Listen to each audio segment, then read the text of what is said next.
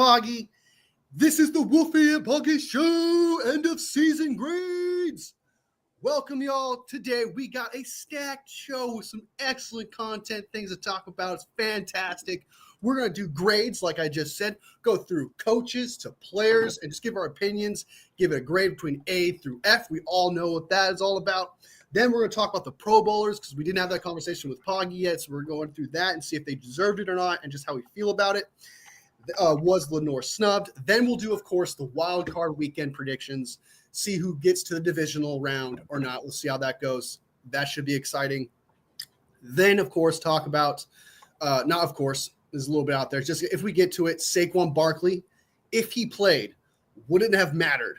Would his record have an asterisk next to it? And should he have played? It'd be a great conversation, something I want to been talking about and we haven't gotten to it yet. So, and before we get to everything else, we're brought to you by water. It's really good for you. It clears your skin. Look at that shiny ass skin. Look at the sun just ding off of me because of water. Look at POGGY's cheekbones. That's because of water. It is super good for you. It's good for your organs. And I know some of you out there is not drinking water. You're drinking that soda. You're just drinking Gatorade. You're drinking all that shit. At least get a cup in you, because we literally wouldn't be here right now if it wasn't for water. Get yours today. Or your mother and father. Yes, Jake, I was in the comment section.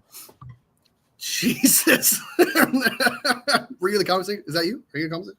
Yes, I was. Give the rushing record to O.J. Simpson. He had 2,000 rushing yards in 14 games. We'll jump to that later. But, all right. So, let's just jump right into the grades because this should be a little bit of a long conversation possibly. And we'll start with, what would you like to start with first? The players, or you want to head to the coaches first? Oh, we can go coaches. I mean. All right, so let's jump into the coaches. Before we get to Kyle Shanahan, the top dog here, let's do defensive coordinator Nick Sorensen. What would you give Nick Sorensen his grade? And what did you think of him this year? And should he be back next year? Well, you know how I feel if we can get I just Robert Saleh. Robert Saleh. I would take him over. Yeah. But yeah, I do think he should be back next season. I mean, I gave him a solid C for this season. Okay. Because I would say he struggled really hard throughout the season to really get this defense to click. And it really showed. The defense looked horrible. Even though we did somehow have a top defense, we just couldn't stop people from scoring. That was our biggest bust. In the red zone, you're guaranteed to score against us pretty much. There was some break moments out there. Like there's bending and breaking. And we had a few break moments out there that cost us games. Yeah, and us just not having a pass rush, I think, really hurt us. And so I think if we can fix a few things in the offseason, I think we'll be back to that top-tier defense and stopping people from having that ability to put up a lot of points on us. Nick Bosa being our only solid pass rusher isn't a good option when you have one person that could get to the quarterback. So, yeah, we had a few players. I mean, missed games. Yeah, I don't want to take it away from other players that did a good job this season, but Nick Bosa was the only player that they really feared on that line. So it'd be good to have another edge rusher out there. So, yeah, I give him a solid C, just because maybe C plus, just because. Later half of the C plus. Yeah, I know. I just because the later half of the season, it just kind of seemed like things might have started clicking, but they were still able to put up these good offenses. Were able to put up a lot of points on us, but they did their job against those terrible teams. Then the Arizona game, just Rams game, Arizona game. Yeah, I mean those. Yeah, it was his first season, so I don't think you can really fire him for what happened like we talked about all season. It was a mishap as a team, so as an organization. So you can't blame just Sorensen for what happened. So defense looked terrible, but there were a lot of things that happened to on and off the field, injury wise, all this. You brought in players that you thought could help that just turned out to be duds. You thought. Yeah. Leonard Floyd. So, Leonard Floyd did nothing. Devontae Campbell, who wasn't your first choice, obviously, but you thought he'd be better than that. I mean, exactly. So, I mean, it just You can't blame it on the coach completely, but there are some scheme things that you see that you're like, okay, if he can make some adjustments here, maybe next season you can see some improvement. So I don't hold it completely on that coach for those things. So you gotta see it play out maybe into another season.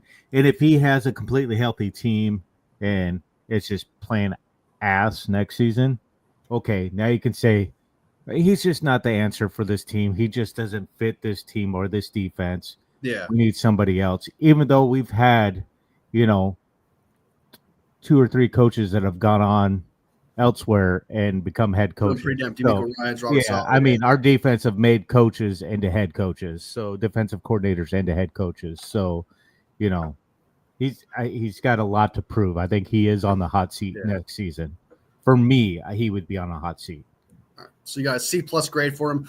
I totally agree. Like, you're not going to hit every single time on a defensive coordinator that leaves like after 2 years, and it's like you can't just keep pumping out elite defensive coordinators. Yeah. But it's like the huge drop off from what those elite coordinators were to what this guy is. I do agree that like I understand what you're saying. Like, he gets the rookie pass. Like, he's a young defensive coordinator, first time, has things to learn. You got Brandon Staley helping out with nickels and stuff, so he doesn't exactly have full control of the defense. He's just like, he's got the title while he's kind of like co-defensive coordinator. And Kyle has already said that he helps with nickel. Brandon Staley does, so that's kind of a big deal. That's why we saw 2 safeties on Justin Jefferson in that one game. It's fucking brutal. But anyway, I agree. I think that he just had the thing with Sorensen, and what makes him look so bad is the fact that key moments he let slip through. Like in the Lions game, he had that 4th down, wide open tight end. That happened twice, I think.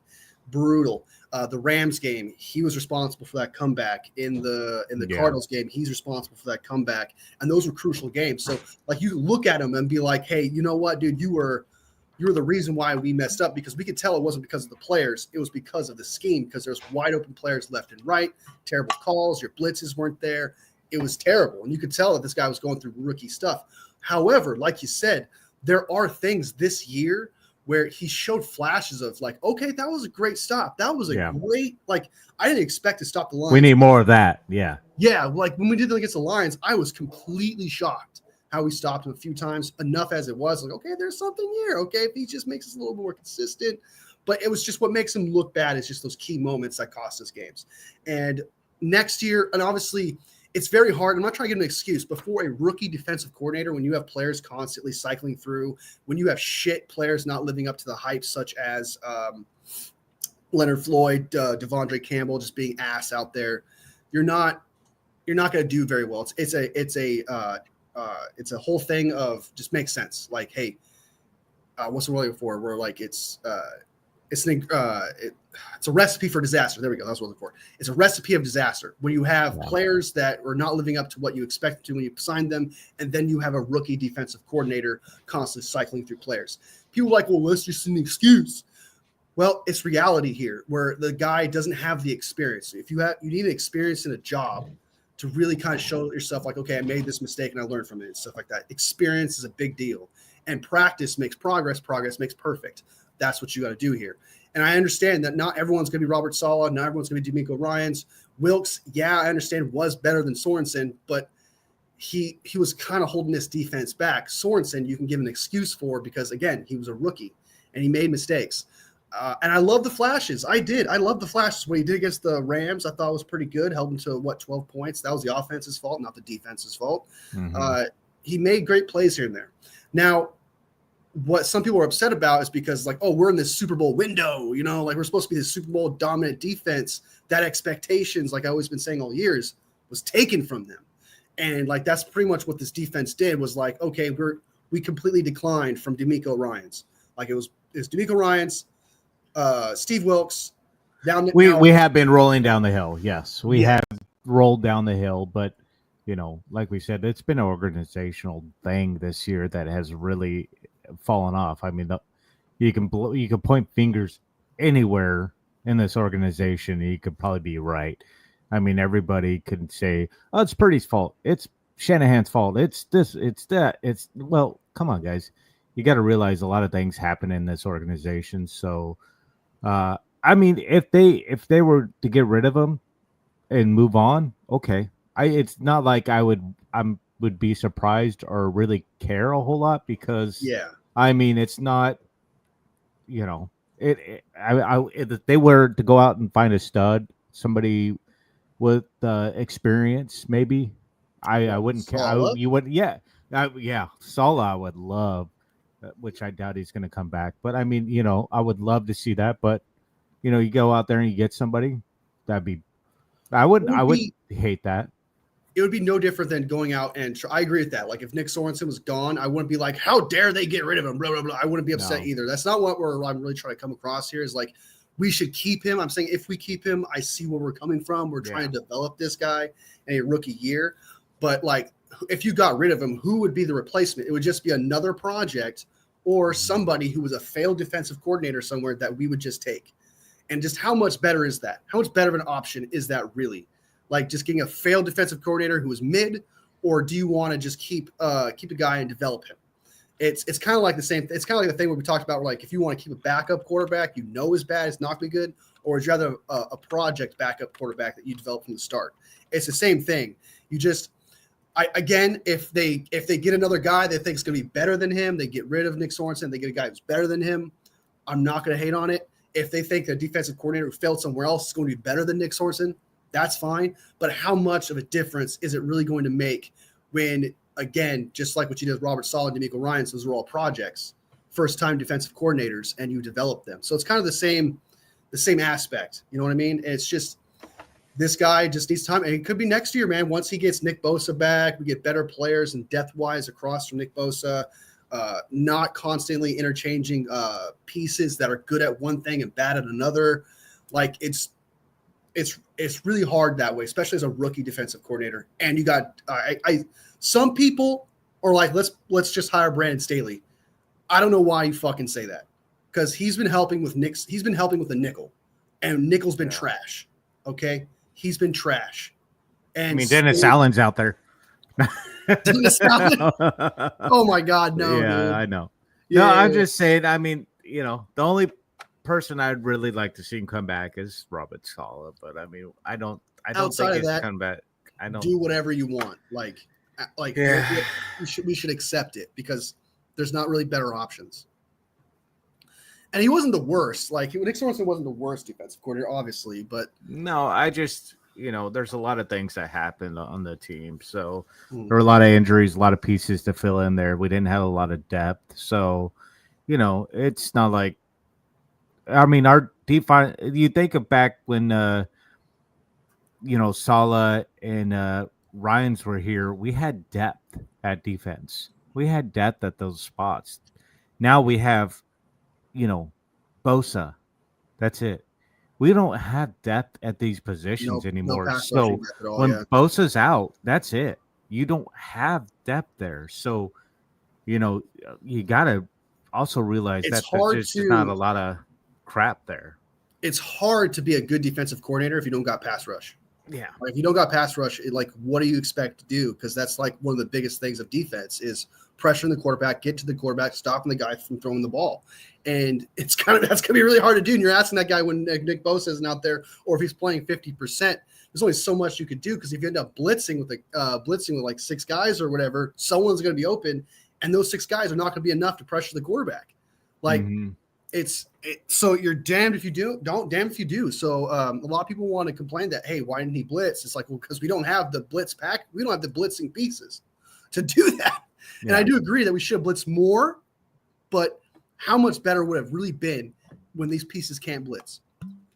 So let's get to some of these comments and jump to the next head coach. How are you guys doing? Martha Manomo. I can't really pronounce that, but what up, dude? Scott Lacoste Jr. in the house. We need a reimagined defensive scheme. Wide nine isn't anymore. The league has caught up. I think we need a clean house on defensive coaching staff. Go hire someone with a history of success.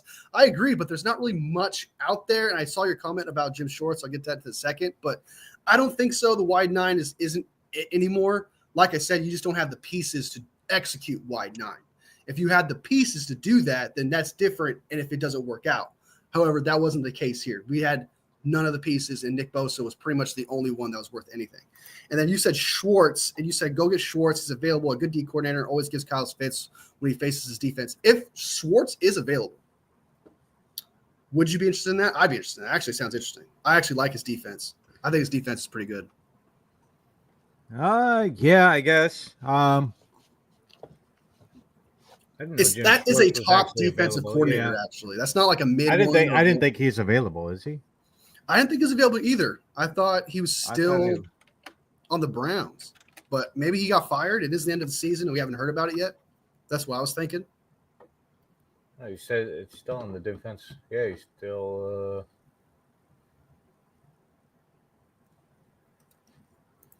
We'll talk about the Barkley thing later, Jake. What's up? Is he available? Still says he's on the Browns. Still says he's on the Browns? Okay. Yeah, then he's not available then. If he was available, then yeah, I would totally be all for it. Like, that guy's actually a great defensive coordinator. Yeah, I mean, yeah, but he's still in the Browns. So no, then no. But if he becomes available, then sure, yeah, all for Jim Schwartz. I mean, of course. Definitely. Sorensen feels like he was like a default choice, like we had no other options. I mean, yeah, theoretically, but it's also Kyle's thing to develop defensive coordinators. So it's not just like no other options. It was, hey, this guy is someone we want to develop. And last year, some say that Kyle wanted to bring up Sorensen, but there was some like, hey, the players wanted Sorensen, but Kyle was like, no, let's get Steve Wilkes instead. And the players actually like Sorensen from what I heard. And I don't think Sorensen was a last option. I think Kyle likes to develop his defensive coordinators from the ground up. And that's shown in the history. It's not like something he's done randomly out of nowhere. No, yeah. And I think I mean, I'm not a big fan of it either, but yeah, I think there's some experienced guys out there that we could find. There's a few experienced guys out there that we could probably go for, but I don't know. Either way, I think that the goal should be adding some depth there. There's going to be some veteran guys in free agency, and I think O-line and defensive line, there are some stellar guys out there in the draft. So, yeah, D-line is good. Yeah, we'll talk about D-line in a little bit, but the players in a little bit. But yes, 110%. The players were such an issue that it's kind of hard to really, like, okay, Sorensen was just bad. Okay, I just don't think that's the case. And I know. I feel like you and I, Poggy, are going to be like in the minority defending Sorensen here, but I just feel like logically speaking, it's just not enough to be like, he's this guy, he's this product through his rookie year and with everything he went through. And again, like we said, if he doesn't come back, whatever. I listen, I'm not like saying keep the guy or fire the guy. I'm just saying he's got a solid C for me. If they keep him, so what? If they fire him, so what? I think that I'd be a hypocrite to say that it's all his fault because, like I said, I've been saying all season, it's an organizational thing. This isn't one person's fault. There's a lot of things that happen within the organization to why we had such a terrible season. And, you can look out through. Yeah, you can look throughout the games and go, well, we were missing these players. We were missing these players. These guys were out. This guy was holding out. This guy, it's like, yeah, we just weren't that good this season, and it showed. Things just happened, and it showed. I mean, we just consistently were inconsistent. So, that's all it was. It was a crap season. All we can do is, look forward to next season, what we can do to improve, and if we can find somebody that's really good and experienced to replace him, fantastic. But if we're going to bring in somebody with a proven or, a track record that's just crap, why? He's got experience as defensive coordinator, but he's been crap. Well, why? Exactly. Why not stick with what we have? And, last season was a bit of I'm going to say it, a fluke because it was, just an organizational thing. Let's see what we actually get when we have a full season of maybe things going our way. Like it was 110% a fluke. I mean, so yeah, let's see how things go next season. But if we get rid of him and bring somebody with a proven track record, great. I'm all for it. I'm 100% behind it. But if we can't do that, stick with what you got. All right. Why not? Yeah. All right. So your grade was C plus. I'm going to give him just a C, almost a C minus, just because like he had his holes and stuff, but I forgot to get my grade, but C minus, C around there, just because the clutch moments. Like there was moments where it was like, okay, the players were on the wrong page here, and this guy was wide open at this point. You allowed this comeback to happen. Some people want to blame Kyle Shanahan for comebacks, but yet then again they want to blame Nick Sorensen. But that's a whole other conversation where it's like you can't have both. Is it Nick Sorensen's fault for the comebacks, or is it Kyle Shanahan? But I will try. Here's my last comment on this. We'll move on to the next coaches. When your offense is constantly turning over the ball, when your offense has turnover on downs, when your offense throwing interceptions, fumbles, you're not getting points in the red zone, you're giving momentum and more drives to the other team. And so it's going to be harder for the defensive coordinator to have tired-ass players out there, not to mention make up another scheme the moment that someone throws an interception or a fumble happens, a turnover on downs. It gives that offense momentum, right? And it's especially for a rookie defensive coordinator. This was actually, I do think that he could learn from this, or it could be the downfall of him where, like, because Kyle does have this happen where sometimes a turnover will happen, or he'll do pass, and the ball, they have to punt after like 1 minute and like 30 seconds, clock is down. So it's like harder on the defensive coordinator at that point. So I do think for a rookie defensive coordinator, it's kind of harder. And I do think those are things that he can learn from. It's kind of what Kyle said earlier. If you put the guy through the fire, he can learn a lot through that. And I do think that Nick Sorensen learning from Kyle's flaws, right, and mistakes could be very beneficial for him in the end next year, especially if he were to get pieces that worked out for his scheme. So I do think that he deserves a C minus. So, all right, get rid of Staley. I agree. I don't like Staley. If you guys listen to what David Lombardi was saying, Nick Sorensen should be fired in the past 4 games with the defense have been getting up on points. Look, I understand, but like we said, what's a better option out there? You're just going to repeat the cycle of getting some other random person out there. And again, if you fire him, whatever. If you don't, if you keep him, whatever. We're fine with it either way. Niners are third in defensive points allowed 7 points a game. Players are coaching or both. That's actually not that bad, 17.5 games. Like you said, the defense actually wasn't that bad, 11 points a game. In 2023, I should say. Okay. If you think Sorensen is C, you must be watching the games with your eyes crossed. A. I disagree. Let me guess, you're going to give that guy an F, just straight up. Just ignore all the good stuff he's ever done and just give him an F. That's not fair, man. That's not fair. If he was an F, I mean, we would be what? 2-15, 3-14. Like, I mean, we wouldn't be winning games. We would have lost to the Patriots. F is fucking bottom of the barrel bad. All right. F is 32nd. F is the next head coach we're about to talk about. That is F. So, what do you think those stats suggest about Wilks? I think he was just a mid defensive coordinator. I don't think he was that great. I think he was good, not great. And with the pieces that he had, he should have been better. He should have been way better with the pieces that he had. But yeah, I do think that being fair and looking at things logically, he got a C minus. I think he deserves that. Yeah, I mean, I just think having knee-jerk reaction to things, there's just, you having a panic about the season. I mean, you got to look at it from a whole and realize that, okay, it was just a fluke of a season. So I think you just have to realize it is what it is and don't have a panic mode and think we need to have a fire sale on everything. There isn't a it's super good and great aspect, or it's super bad and everything's bad. No, that's not how that works. There's a scale, and you got to go off the scale. And in this scale, he had good moments and he had bad moments. We were still one of the top defenses in the NFL. We just couldn't stop people from scoring. That was it. We either had to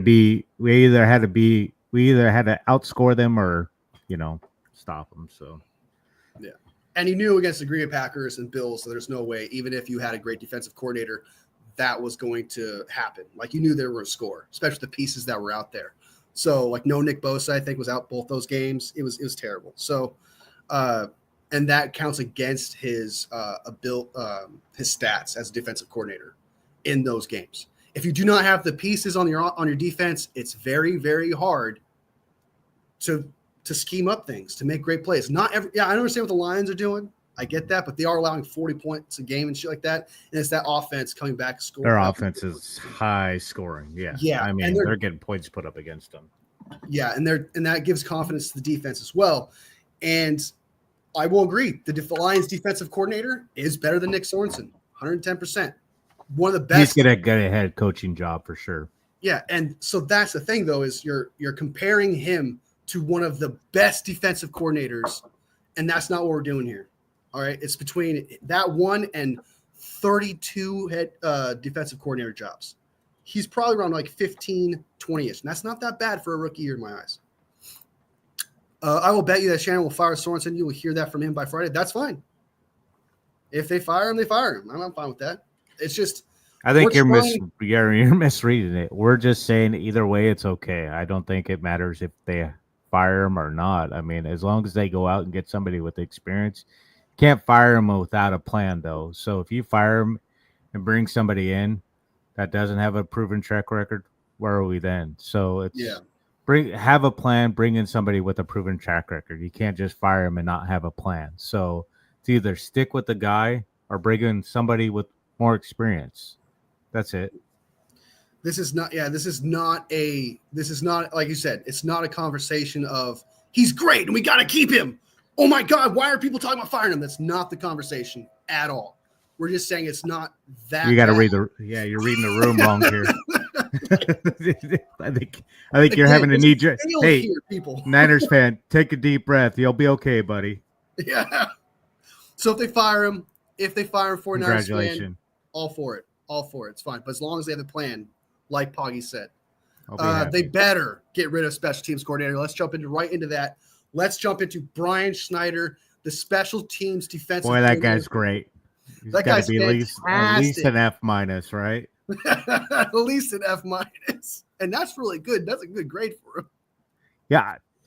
Now, get to Jake's point. I think they did a good job scheming against the Vikings offense. I think they did a really good job. The defensive coordinator planned perfectly against Sam Darnold how to play him. So they really did a good job. Yes, I think they did a great job. And they schemed especially against Sam Darnold and how to play against him. The blonde bomber was in that game too, and he played outstanding. So anyways, but yeah, special teams coordinator, definitely an F-, solid F-. I mean, do we need to talk about him? Terrible. Wolfie and POGGY Show, pop in the house. Best mod in the world. Good to see it. Mick Robinson locked up Justin Fields. Yes, he did. Well, I mean, realistic, Sam Darnold missed the shit out of a shit ton of wide receivers. But we can't just keep jumping to subject to subject. But yes, Mick Robinson did good, but also Sam Darnold kept fucking missing him left and right. Okay, so let's jump over to the next thing. Brian Schneider, like you said, F. You give him an F-. I agree. Worst special teams defensive coordinator. It's like as if they did not even practice the new kickoff rule. It's as if like they did nothing to prepare. It's as if they did not give a shit about special teams. It's as if the defensive coordinator was the janitor and was like, hey, we don't give a fuck. Here's your job. You can do this, because there was no fire on special teams. I remember the Packers game in the playoffs where special teams mattered, and we won that playoff game because of special teams, because that block from got the touchdown. Did Shanahan lose a bet to hire him or something? Something like he must have been best friends, like a poker bet or something. Said, hey, please give me a job, man. Like it's unreal how you could almost count on a big run on special teams. It's unreal how much you can miss. You can count on a missed kick happening. Yes, Jake Moody's part of that. Okay, and I know it's more special. That's more of a player thing than the coach. But I mean, it seems to me that like they didn't practice anything. It's like they didn't even do it. Like, what were you doing in practice? Like, what was your job? Because there's no scheme. Like your special teams, there is a scheme there, especially with this new way of kickoff. There is a scheme there, and it's like they were just like, you just go out there and attack the guy. That's all you got. Just go out there and attack the guy at the ball, man. Like, it's unreal the amount of – I can't remember what game it was. Was it against the Rams The Rams had a big-ass run at the end of the game where it gave them a field goal range, and they were able to win the game, I think it was like that. They cost us that game. Like, yeah, defensive coordinator, Ronnie Bell dropping the ball. There's some variables happening there. But if you stop that run at the end of that Rams game, big deal. Big difference between the 50 and 40-yard line to fucking the 20-yard line, 30-yard line. Huge difference. I don't know how much time was left on the clock at that. It's unreal how terrible. That guy still had a job. I don't understand. You needed to just fire him and hire anyone. Hire anybody at all, dude. And I've been saying it all year. Hire fucking the janitor. Hire the dude in the stands. Hire POGGY for fuck's sakes. Somebody. Because if you're last in something, then you might as well do something different. I don't understand where it's like, let's keep the 32nd best special teams head coach. Let's just keep the worst fucking possible option out there. I do not understand that. And then not only that, Kyle Shanahan was defending his ass all year. Again, it's like POGGY said, it's as if he lost a bet. Like, I don't understand. It's terrible. That was, the worst possible. Embarrassing. And he's not even a rookie one. He's not even a rookie. There's no excuse. There was no bright spots. You know, the only good thing that happened out of that special teams coordinator was Debo's run in, I can't remember, it was a Packers game or whatever, but it got called back because of a holding. Like, that was the only good thing that ever came out of special teams this year. And oh my God, that's the one thing that has no excuse and needs to be fired.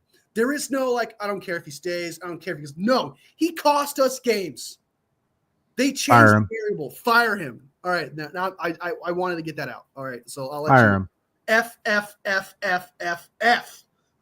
Everything you said times 2. Yep. We're in agreement. All right. Okay. I saved so much energy for that. I was like, okay, I need to go off of this fucker. Strawberry in the house. What up, Strawberry? Special teams, offense, and defense, both. Man, he's responsible for both. You saw what Shanahan said at the start of the post game press. He shut down all questions regarding defense. Also, Bosa said embarrassing. Yep, it happens, man. It's embarrassing, dude. It happens. Which counts as what? Is offense kicking or returning? It's both, man. Strawberry showing some love. That's why I can see 49ers picked last when they were picking special teams coordinators on the exactly, Scott. Yeah. He was that guy that was over there in crutches in a wheelchair. Couldn't tell which one he was holding. 10%, dude. Strawberry, fortunately, KC wouldn't do shit against the Broncos. We're out of the playoffs. Okay. Yeah, I mean, the rest of their starters, yeah. All right. So we gave him Brian Schenner F. Strawberry, if you weren't here, we gave Nick Sorensen a POGGY gave him a C+. I gave him a C-. C. So we're kind of on the same page when it comes to Nick Sorensen. And we don't care if he's brought back or fired. So that's how we feel about it. So welcome back. We're not saying, and we need to clarify this apparently, we are not saying he's the best defensive coordinator. Give him a shot, and he deserves like this incredible shot because he's so fucking good. And he was just held back by the players. We're not saying that. We're just meeting in the middle here that there was some good, there was some bad, and he was a rookie. That's what we're saying. So I want to clarify that. Which one's special teams offense? They're both special teams head coach is responsible for both. He's responsible for both things. Wow, I'm surprised so high. Thanks, Strawberry. You know, we try to be nice to these guys. We try to be really be in the middle here of like there wasn't.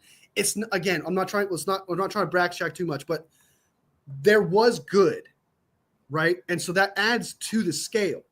That adds to it. There was bad, which took away from the scale. And we felt that C-, C+, mid defensive coordinator with the pieces that he had. Yeah, mid. Yeah, he was mid. And that's why you got C-, C+, C+. Yes, but you said special teams defensive coordinator. Oh, gotcha. Did I say special teams defensive coordinator? But you know what I meant. Either way, it doesn't matter. You know what I meant. All right. Anyway, Kyle Shanahan. Now we're jumping into the top dog of the head coaches of all the coaches. Sorry, not coaches. Of all the coaches on the squad. The big one. Papa J's favorite one. of all time. Papa J's probably giving him an A+ on the season. We know that. Papa J fucking loves that guy. He thinks he's a stud. We're going to take a look at Kyle Shanahan and what we think of him today based on, before we started, based on a scale from F, completely the worst job known to man, to the best job in the entire league. And then we're going to try to like meet in the middle here logically. Okay. That's what we're trying to do. Now, let's go ahead and talk about it. What do you give the Kyle Shanahan in 2024? You're like, I'm thinking about it. I mean, if you know, I'm gonna say C+. I mean, that's being kind of, yeah. I mean, I'm giving it a little higher grade than I probably should. Really? I do, because you're not like my grade. Well, because I think he, my whole thing was he abandoned Jordan Mason way too early. True. He gave up on your golden goose egg, and the guy was leading the NFL in rushing. And then as soon as McCaffrey came back, you went to that, and he couldn't even do anything. I mean, it was terrible. I think, yeah. And so I really didn't like it. And, I just wasn't a big fan of our offense this season. He wouldn't change his scheme for anything this season. He got too stubborn. He's like, my scheme's going to work. I'm going to keep throwing these quick screens that don't work for crap this whole entire season. I'm going to keep throwing the ball to Debo on these short screens that everybody keeps on blowing up and don't work. And yeah, I mean, I'm going to give him a C+ because I'm feeling a little bit generous. My coffee hasn't kicked in yet. I'm not going to be a complete asshole this morning to him. You could say I agree with you on the scheme thing where he was just constantly like as if CMC was still out. Like I almost think that it would have worked if CMC was out there because he was doing shotgun plays that I think were way more catered to CMC. And I think he went into this season with the thought of CMC being the main focus because you can kind of tell like these plays would work with CMC than it would with because when you're in shotgun and you got CMC next to you, that means the defense is going to take account for CMC back there. And when you got Jordan Mason next to you who's unproven pass catcher and you got Isaac Guerrero who's unproven pass catcher, the defense is not going to respect that.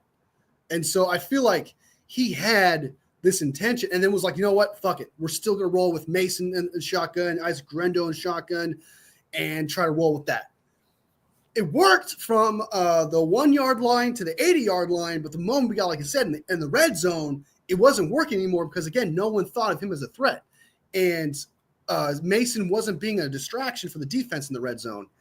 And so I agree that he didn't get away from the scheme and got stubborn there. And there was bright spots. Like there was from the, like I said, from the first to 80-yard line, I thought it was a crazy good offense for the first half of the season. You know, I thought it was pretty good. But you're giving him a C+? Yeah. For everything all his decisions make. I'm going to give him a B-. I'm going to give him a B-. I understand that, and we get a lot of shit for this too, because a lot of people are not going to like that. I understand that he made mistakes. Obviously, you got B-. If you got B-, you had flaws. But he was still one of the better head coaches with the pieces and circumstances that was given to him. 6 wins with this, and pretty much faltering off towards the end of the season, went towards those losses just because the season was over and, you know, we want a better draft pick and players weren't playing. IR was crazy, injuries and stuff. So you're bound to lose those games at the end. B- because he got those 6 wins. He did make some he did beat the Cowboys, which was clutch. He beat the Buccaneers, which is a playoff win. He had a somewhat good offense from the 1 to 80-yard line. He knew how to use Mason. He knew how to use Guerrero. He did do things. He got Kittle the ball respectively. We'll go through his stats. He actually was the most used receiver out there. He did get Juwan Jennings the ball, which was most, again, best option with Ayuk out. Yes, he made mistakes. All right. He should not have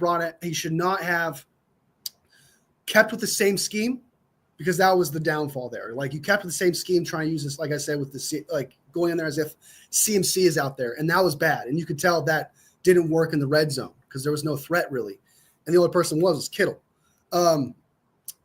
And also, you got the 6 wins. Mason, I don't like that too. I totally agree. Mason was playing really good, 5.2 yards a carry. He was doing phenomenal. And then you took him out for CMC, and then you forced the issue for those 3 games to get CMC going. And it's not like Mason was playing bad or like mid. He was playing really fucking good. He deserved those. Every reps. 2 carries was a first down. Yeah, it was excellent. Yeah. And you took that away from him. So, yeah, that's a knock on him. That's bad. That game against the Lions, crucial. Why the fuck are you doing pass? You become predictable at that point.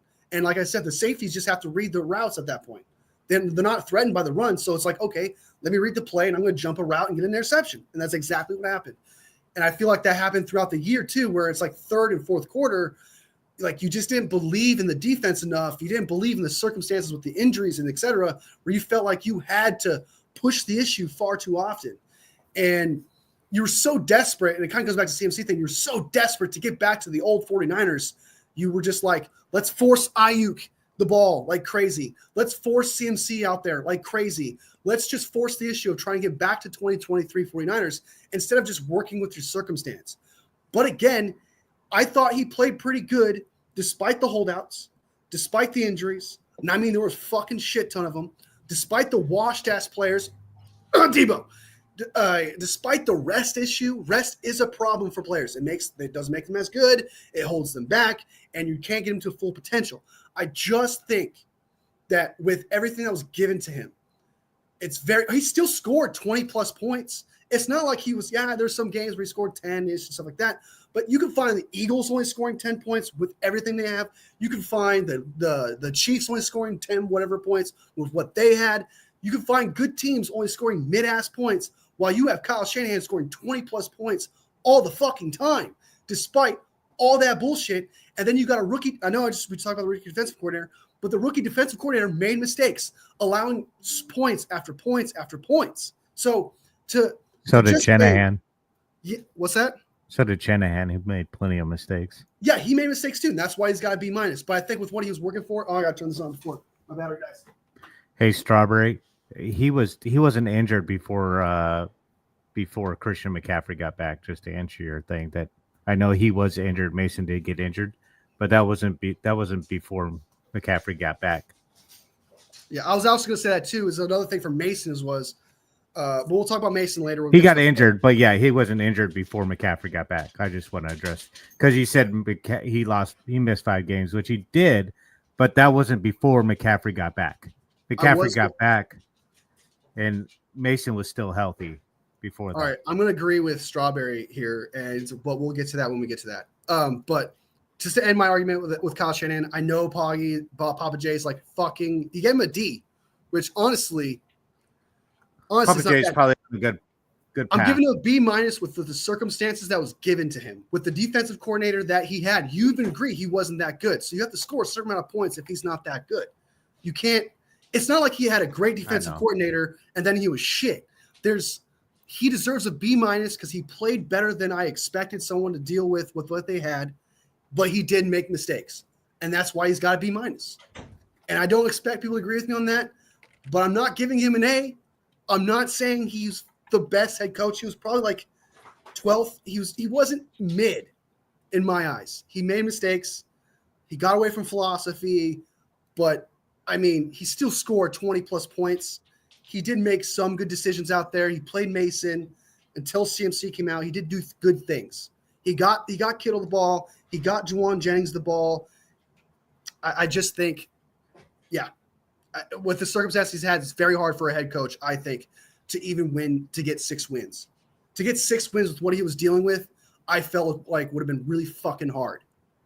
So that's why he's got a B-. But you got a D. Jake's got a D. I didn't have a D. I had a C+.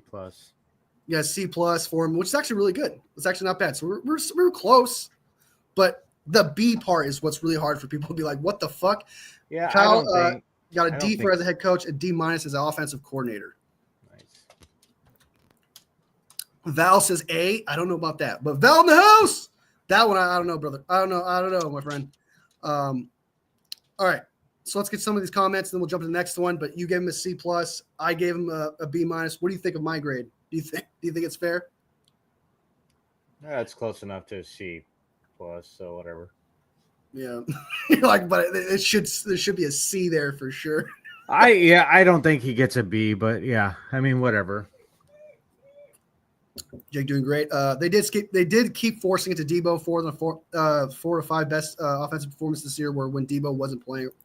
That's true. That's true, Strawberry. That's true. Thanks, Paul J. Force Casey. Kyle has a great mind for being an offensive coordinator, but he's not a very good head coach. His defense and his special teams suck. He needs to just focus on being an offensive coordinator. If his defense sucks and his special team sucks, that does not. Okay, his culture is phenomenal. That's because of the head coach. He has a phenomenal culture. His players haven't turned on him, and if there's any year to somehow turn on him, it would be this one. I disagree. I think he's a great head coach, and I think he's a good offensive coordinator. The problem is you are a great head coach, but you're not the best head coach, right? Mm-hmm. You're not top 5 this year, especially considering circumstances. Your culture still survived. You still won some games, and the variables. So I strongly disagree. The man's been to NFC championships, been to Super Bowls. It's just I don't think that. I think that if you're a terrible head coach, if you're not a very good head coach, you're not making NFC championship games. You're not making Super Bowls if you are not a very good head coach. That's my eyes. Jake got to win some stuff earlier. Shanahan, D's nuts. Agreed. Strawberry. Shanahan, these nuts. The 49ers record 6-11, and you're giving them a B minus. I already said that one. Yesterday didn't even feel like we were trying. It felt like a preseason game. Kyle wasn't even calling plays yesterday. He was not. No, you're right. He was. It was. Who was? I forgot. I can't remember the name of the offensive coordinator for the 49ers. He's got a title, offensive coordinator, but I can't think of his name. Hey, oh, how the mighty have fallen. It's 1 year fluke. It's all right, Nick. It's 1 year, one fluke. Well, if it repeats itself next year, sure, you can say that. What were you going to say before I cut you off? nothing. Oh, okay. Injuries didn't lose the game. What abandoned the running game in our special teams. That's crazy. That's crazy to say injuries didn't lose us games. That's wild. I strongly disagree with that, Papa J. Injuries were a big fucking deal this year. Did you forget Mason was injured? He put in like 5 games with a shoulder injury. We'll talk about that later. All right, Papa J. Nick, every freaking team has there's teams have injuries. Then there's like teams that have injuries where you have to rely on practice squad players that don't even touch the previous starting player's ability whatsoever. Mm-hmm. And when that happens, that player has flaws, and you can only cover up so many flaws. I understand that every team has injuries, but you can only say that for so much. Like, it's not like 1 or 2 players went out. It was a significant amount. And not only that significant amount, key players on both sides of the ball. So I disagree with that. Run blocking was atrocious early on in the year. They should have taken Banks out earlier. He was awful. Burford and Barch were both better, and they both sucked too. So my typing skills sucks today. It's all right, man. We'll get to your comments as soon as possible. Papa J. A lot of injuries though, Nick. Yeah, a lot. Look at Detroit. Keep their winning. They didn't get their injuries until end of the season, and guess what? They allowed 40 points to the Rams. The Rams, who are crawling their way. The Rams defense is not playing that very well. I understand they played really good against the Vikings, but that was because Sam Darnold missed wide open players. He was seeing ghosts. Mm-hmm. So there's a difference between when the Detroit Lions had injuries that significantly ruined them. They didn't have injuries on the offensive side of the ball, so they were still able to score a shit ton of points like they've been doing all year. While on the defensive side of the ball, they still were allowing 30 points to 40 points. That's the difference. You're able to balance it out because your offense is so good. So, yeah, I disagree. Strawberry, he didn't. Oh, yeah, go ahead. I'm sorry. And no. I don't think that and again, the defensive injuries didn't really occur until after they had like 11 wins and made the playoffs. All this shit happened towards very end of the season. And after that, they were allowing points galore to everyone. They allowed 34 points to the 49ers. And if it wasn't for, and our offense is not very good this year, like we said, 34 points to our offense. Like, and if the only one we lost was because of a fucking kicker. So it's just wild. Yeah. They are dealing with their problems, but their offense is keeping them up. Go ahead. Oh, yeah. Get back to his injury thing. He wasn't injured week 6 to 10. He did accrue stats during those. If you guys look at their, you guys can look at their actual Got injury hurt like in the reports. middle of the game though. Yeah, but if you look at their injury stats on Draft Sharks, it will tell you what actual games and times they missed. So it'll give you factual stats on those. So yeah, but he put missed up, like half of games though because. But I mean, he did accrue stats during those times, right? Yeah, but we're talking about like the injury-prone esque of him, where it's like it was bound for him to be out for the rest of the season because he's gonna get hurt. But he did put up stats, though, right? So True. he was available during these games. That's why I'm saying like Shanahan bailed on him and Garendo, really, who were the hot horses compared to CMC, and just gave CMC the ball that whole time. That's why I'm beating on Shanahan, that giving him such a low grade, that you had 2 hot hands during that time, that they just beat on a player that wasn't NFL shape. So, I mean, these guys were available during that time. We had leads in many games and somehow always found a way to lose. Defense, like if you want to, again, if you're like you have these leads, you have that Ronnie Bell drop, we beat the Rams. If Ronnie Bell catches that ball, boom, we beat the Rams. Then we're not talking about that. That's a W. So I understand what you're saying, but it's the defense's job to stop the offense, and that's not Kyle. So I understand that we lose leads, but the defense needs to finish. It's the defense's job to finish, and I don't understand that. I understand that like I said earlier, Kyle constantly doing pass, which puts the defense in a bad situation when you do that because you're allowing no clock to come off. You're running a good thing, and you're putting the defense in a bad spot. But they still need to make some stops here. Like they're needed to happen sometimes. It's not. It's a bad thing, but it's not like everything is him bad thing. If you go 3 and out that quickly and you're not taking any clock off, I mean, you are killing your defense. So you need to run that clock down a little bit to help your defense out. You can't just have 3 and outs constantly. Quick 3 and outs really kill your defense, right? Especially if you just come off a long drive, a 10-minute drive, and then you got to go back out there after 4 minutes. It's like, man, we barely got any rest, and we're out there busting our butts. Yeah, I think he was put on IR week 13 or something like that. Yeah, with CMC. Oh, CMC, yeah. He was week 13, I think. Right, that was the Bills game, I think. Yeah, I think I could be wrong. I do agree they should have used Mason more, but I think Mason wasn't 100% when CMC came back. I mean, if he can go out there and run and still play good, I do agree. I think he was dealing with a shoulder injury, wasn't it? Like it was a shoulder injury he was dealing with. Yeah, he just had a shoulder. It was like a grade 1 sprain, so it wasn't anything big. All right, guys. I know you guys got a lot of comments, and I do not mean to just skip your guys' comments. You guys know I try to get to them, but we have to get to the players too as well. But I do appreciate you guys. Sorry about that. No, I think my biggest thing was just bringing CMC back that early and not going with the hot hands that you had in Garendo and Mason. So my biggest gripe on that was just he injured. I mean, I blame Shanahan for the CMC getting injured again because he overused him. I mean, that's trying to come back from injury. Yeah, I would give him a lower grade just based off that alone. So you give him like a C? I'd give him an F on that. F on that. Using CMC. I mean, the way he used CMC was terrible. I mean, if he was fully healthy, fully ready to go, and just he was in NFL shape, like the guy had been playing all season.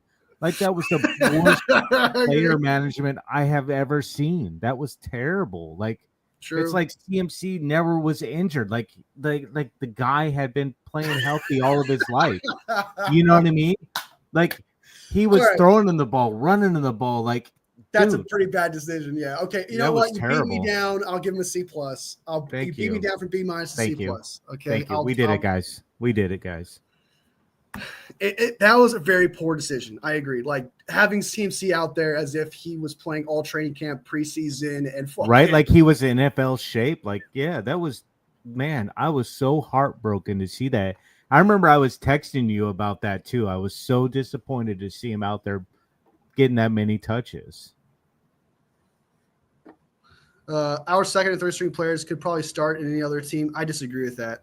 I 110% disagree with that. We don't have that much depth. We don't have that kind of depth. We don't have any depth. Yeah, I don't understand. Papa J, I don't know, brother. I have to disagree with that. We do not have good depth at all.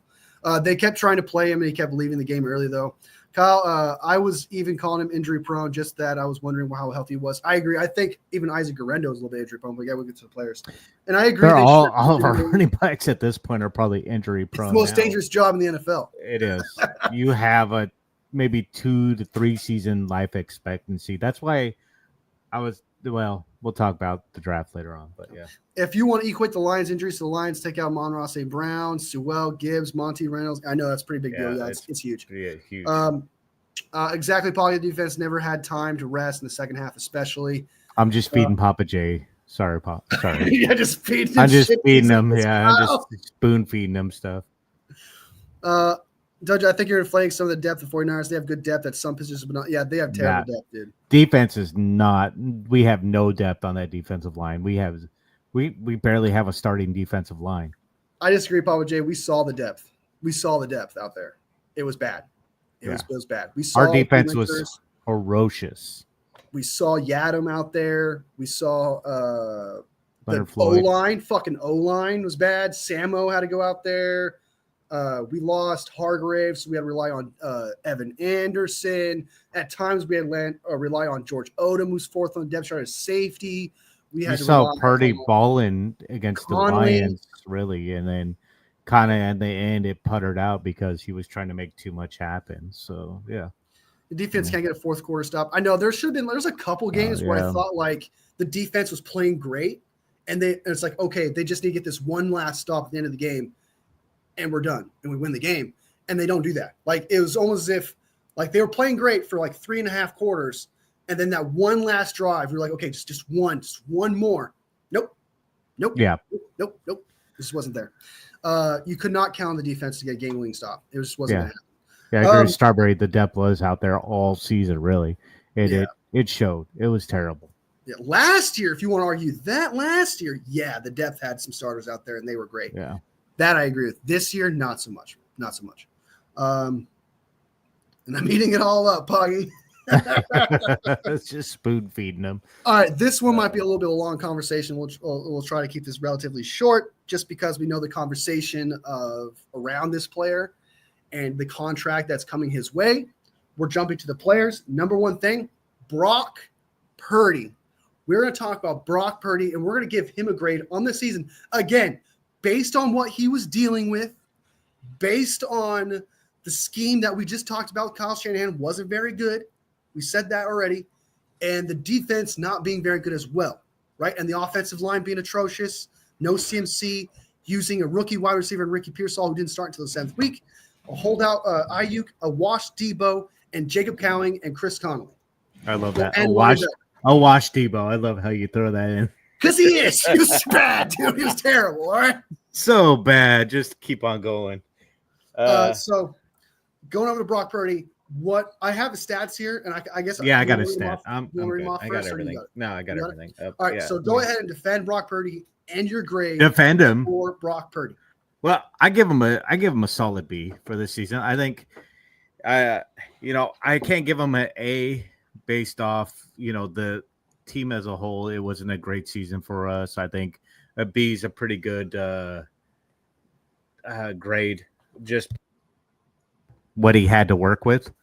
Working with a lot of rookies for majority of the season, a terrible Ayuk, not in shape at all.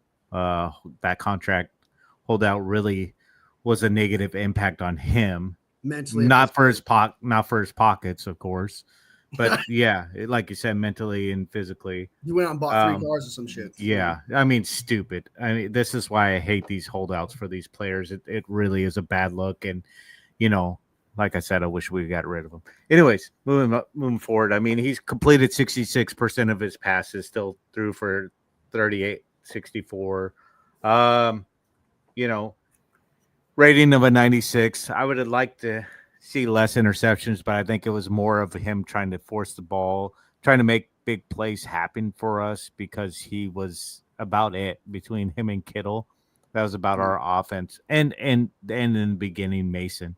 So I think that was about our offense there for the 49ers. There wasn't much. And Jawan Jennings. I really love Jennings. I'd rather keep him over Ayuk. But yeah, I mean, I give him a solid B. I think Purdy's definitely a franchise quarterback.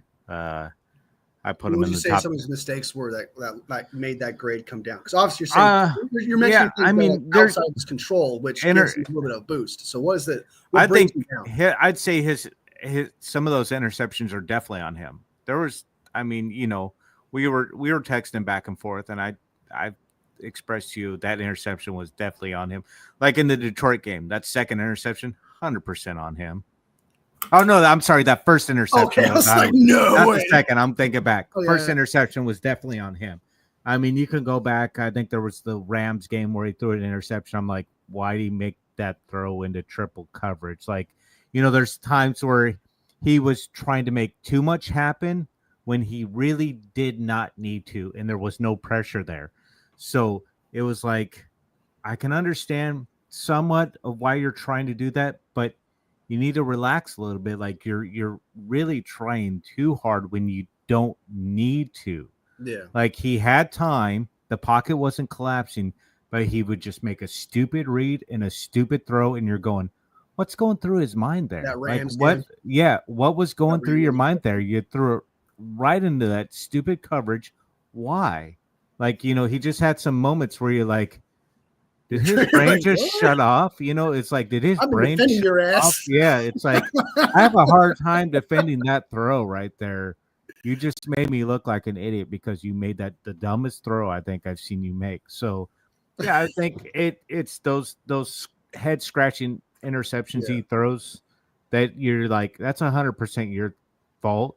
I'd say, a good probably 70 to 75% of those interceptions are his fault this season because he's He threw 12. trying. He's thrown 12. Yeah, he's thrown 12, but a lot of times those interceptions are on quarterbacks. They'll make those stupid throws, and every once in a while you have one that gets tipped or something like that. That's just not their fault. One where it went through Debo's hands. Yeah, This I thing got mean, picked off. but I mean, you can name a handful of them that probably weren't his fault, but I mean, a majority of them are going to be his fault because he's just trying some stupid.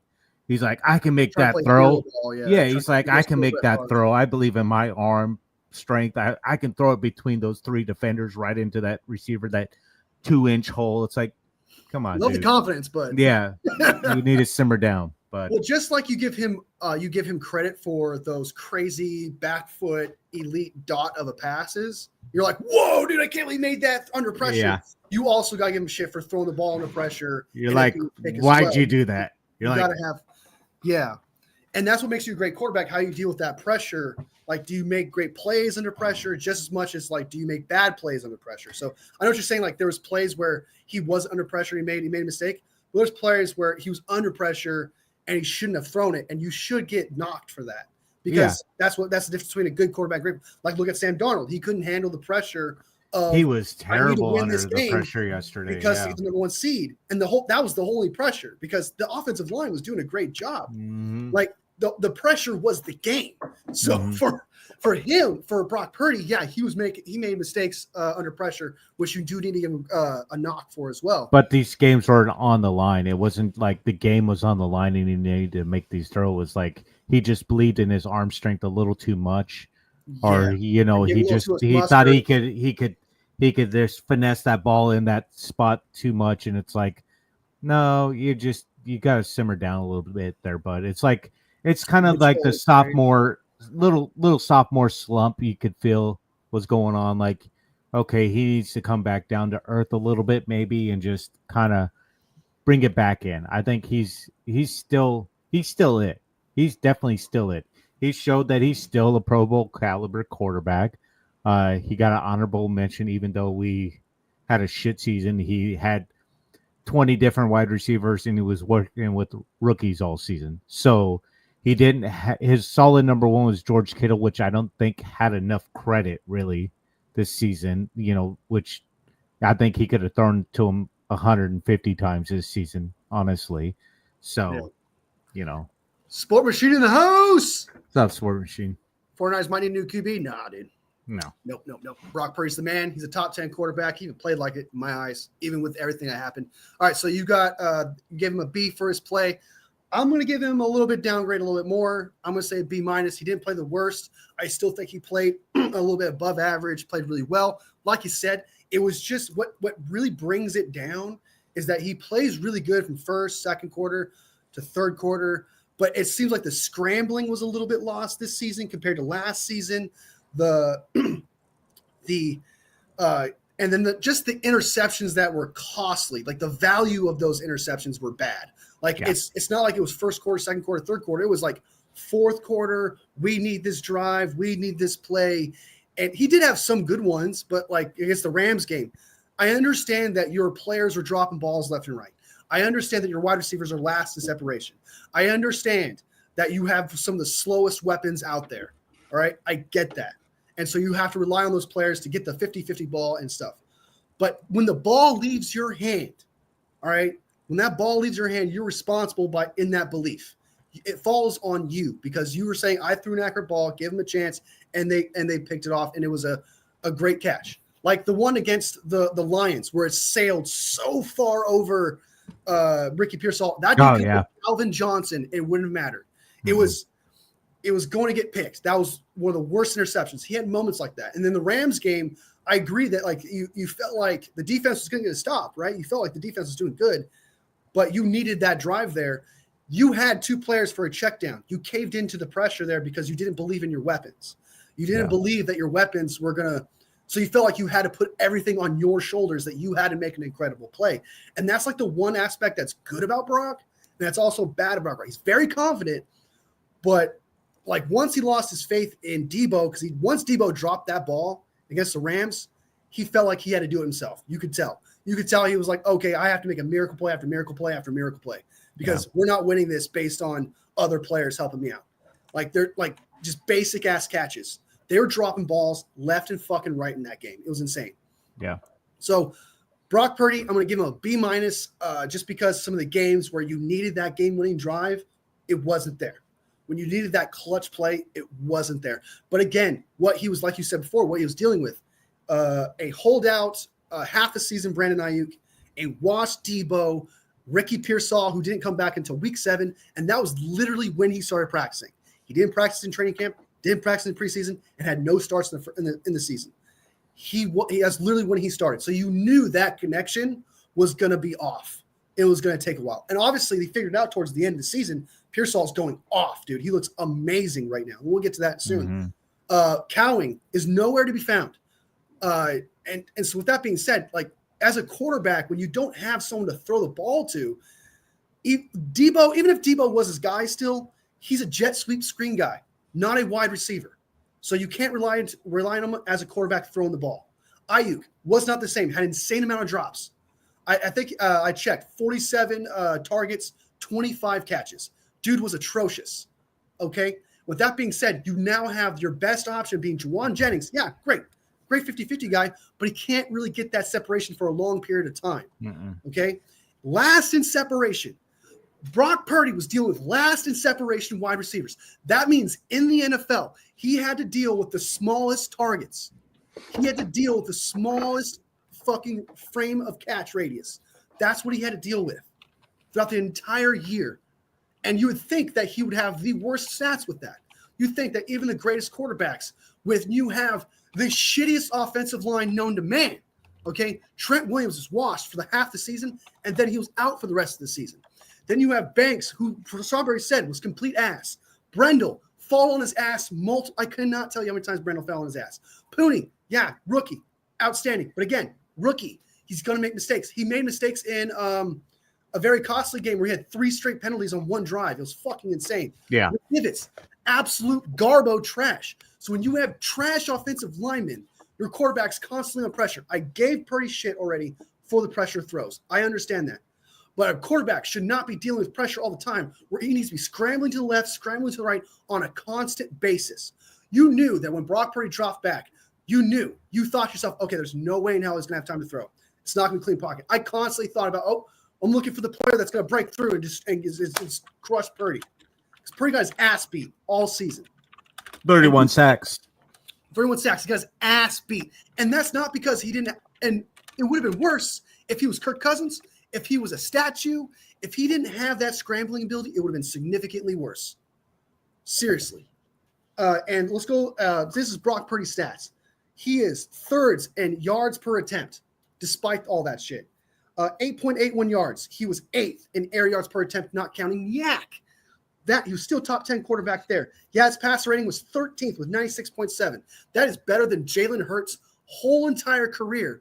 And that was when he had Devontae Smith, A.J. Brown, elite offensive line, a great running back, or at least always a top 10 running back there, and Dallas Goedert. And he has a better passer rating this year compared to Jalen Hurts' whole career. First down percentage for Brock Purdy, 5th. Brock Purdy's first down percentage, he was 5th. Mm-hmm. Despite all that. 20-plus passes, 5th. 40-yard passes, he was 5th. The dude was playing phenomenal. And, yeah, you want to say, his comp percentage was bad. It was 65.9%. That is 17th. That's not very good. Again, players dropping balls contribute to your completion percentage. Last in separation for your receivers contribute to poor completion percentage. Your slow-ass receivers contribute to poor completion percentage because your window is significantly smaller, dude. Okay. What was it? I got another one here. He has 20-plus touchdowns. That was 15th in the league, which makes him mid right there. He has 3,864 yards. That makes him 10th. Keep in mind, he didn't play in 2 games. If you took the average of Brock Purdy's games of 252 yards, I believe it was, and you add it to the 17 games, he has 4,379 yards, which would put him 4th in yards. 4th in yards. So despite all that bullshit, despite Kyle, like we talked about, Kyle's lack of poor scheme, okay, because that matters for a quarterback. When you got a poor scheme, it affects the quarterback in his play. When you got injuries left and right and pass catchers that can't get any separation, your window is smaller, it's going to affect your play. You got washed-ass players out there. You got a terrible offensive line, and you got a defense you cannot really believe in. This guy played fucking phenomenal. A B-, I feel like, is a little bit harsh after everything I said. But again, You're not it's telling your what B-. you do with that pressure moment that brings you back.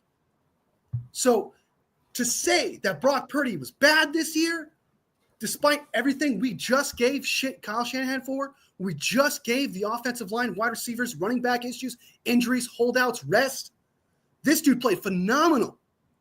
And like we said, it is a team sport. It's a team sport. You win games. Winning games is not a quarterback stat. I would like to see, Shanahan lift that whole quarterbacks not calling audibles. I said that Eagles have right now an elite running back because they do. Saquon Barkley. And I said previously before that, I said he had a top 10 running back, which was Swift. And he was. Yeah. So to say that Jalen Hurts didn't have all these weapons and yet he does not even beat Brock Purdy in these things is fucking wild. When right now Brock Purdy is dealing with significantly less than most players, most teams in the league right now. So he literally has top 5 stats, top 7, top 8, top 10 stats.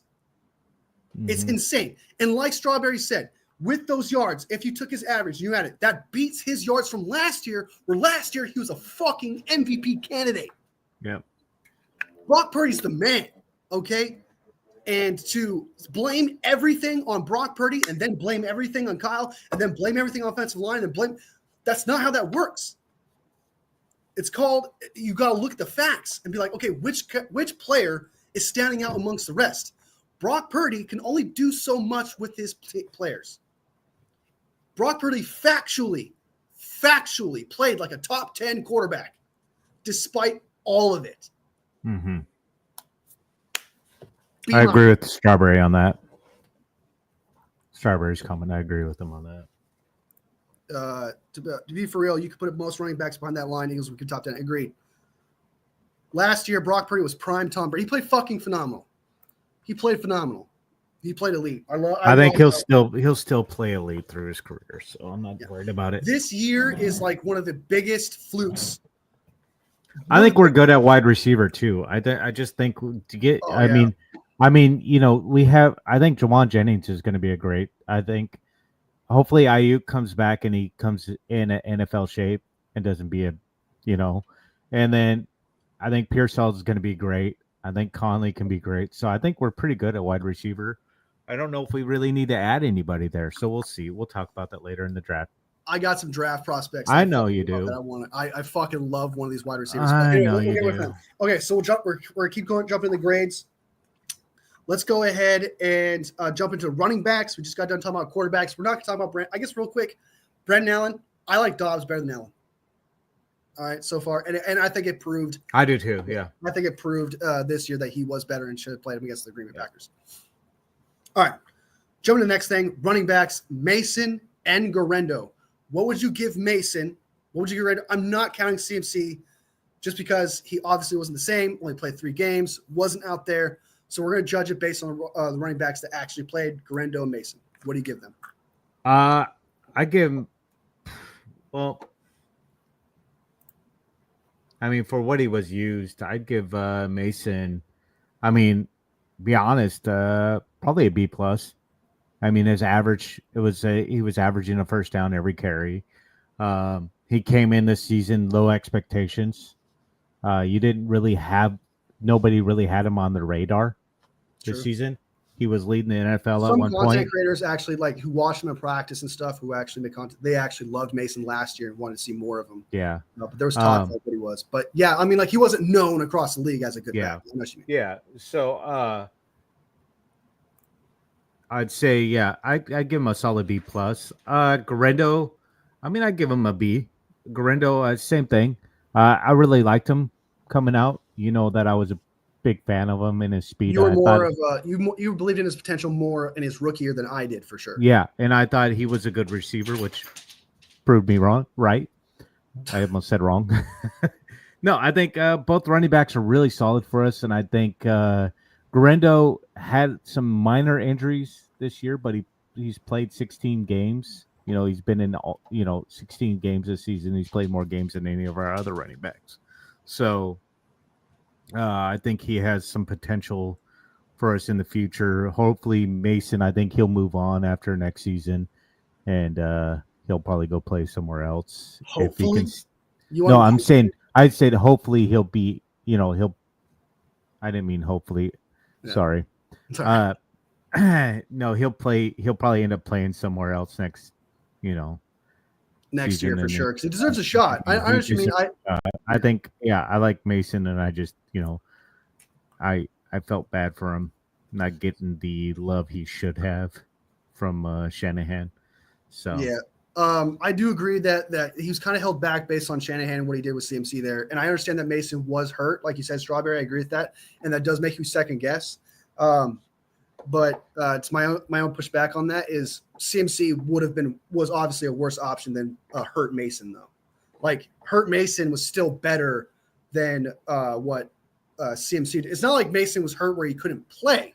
He was hurt, but he still would have been better suited to play than CMC ever was.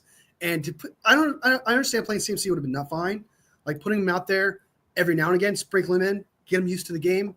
But it was like CMC every time. It was like he's been playing all season. Like he's been playing all season. Yeah. I'm going to give Mason an A.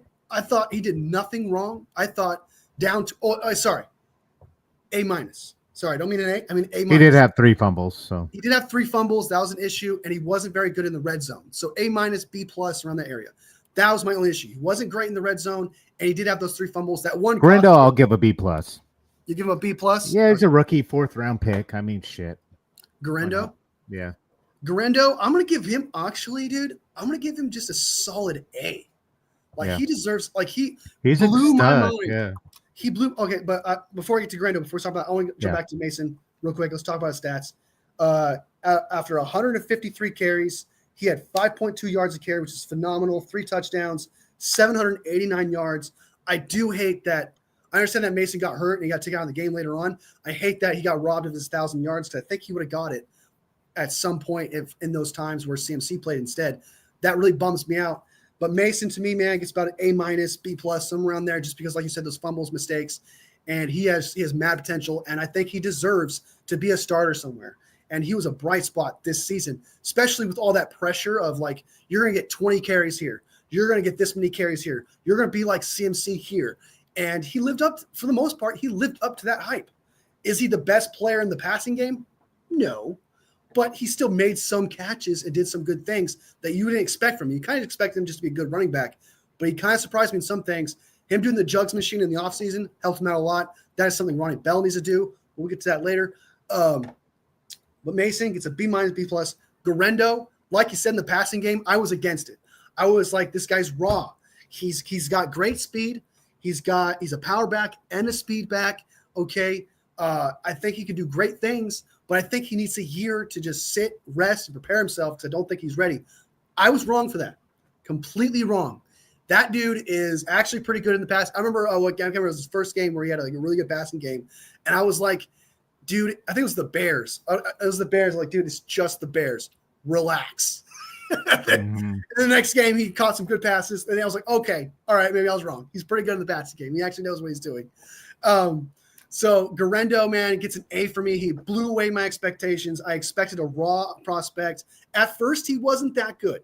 Like at first, I was kind of proven right. Like he wasn't hitting the holes right. He almost had a butt fumble on a kick return, I think. That was terrible. He saw the hole wrong. There was a hole here, and then he ran right into his lineman. I'll never forget that because I thought it was funny. I was like, oh my God, if he fumbled, that would have been butt fumble 2.0. But Isaac Garendo is an excellent back. He's doing better at finding the holes. It's a great one cut. He's got the speed. He's smart.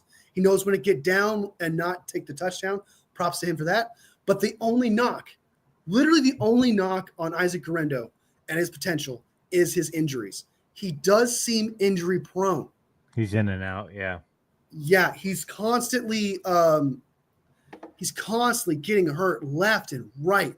And that is a problem. That is something some players just can't overcome. Some players are just injury prone, like Tua Tagovailoa, for example.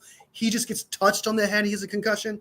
Players are built different. Their genetics are different. And Garendo, at first, you're like kind of giving an excuse. Well, he has just 1 or 2 injuries. Not bad. But towards the end of the season, man, where you wanted to see more of him and to see more of his potential, to see him grow, he gets knocked out of the game. Like, I think the injury he recently had in the game would have been a season-ending injury, I think. So, and we all know that season-ending injuries can alter his career. Constant injuries can hold you back. Next year, if he continues this trend, it's good. It's safe to say that he's injury-prone. And with that being said about these running backs, where Mason seems to be injury-prone, and he might not be back, but he might very well be because a team does have to give up a draft pick for him and pay him. So he'll probably be back. Yeah, so I don't know if anybody's going to give up anything for him, just because of his injuries alone. I do think he's a better run. He's definitely a running back that somebody would want to have on the roster in a 2-back system. I do think he's better than Montgomery, though, Strawberry. I think you're giving David Montgomery too much credit in that 2-back system. Gibbs is carrying that team. On Detroit, he's talking about David Montgomery. I think Montgomery was better than David Montgomery has put up less yards. Put up less yards than Mason. I know, but what Montgomery did, I know what you're saying by like Gibbs helped him out because it was like a 1-2 punch thing. Montgomery was clutch with his runs. When they needed a first down to ice the game, they got it. When they needed to get a first down, I mean, he's put up less yards on more attempts. Yeah, he's a clutch back. You look at his stats compared to Montgomery, and Montgomery still put up better stats. So I don't know. I think Montgomery's better than. I think in that system, Montgomery would be way better than. Or I'm sorry, Mason would be better than Montgomery because Gibbs and Montgomery in that system would be amazing. But right, I don't want Mason to go to that team. What team? The Lions. Yeah, I don't want that either. But he'll probably get injured there, though. I just think that Mason. He'll probably get injured there. Yeah, he'll probably get injured there. It's a high ankle the way sprain. they play. Yeah. They play hard nose ball, and Mason. It's a lower body injury for a running back is always bad news because that's always going to happen again. Yeah. So, But I do think, with that being said about these running backs being injury prone and CMC coming back from his injury, where we agreed that he may not be the same, he still might be great, but he's not going to be the same. We agreed on that.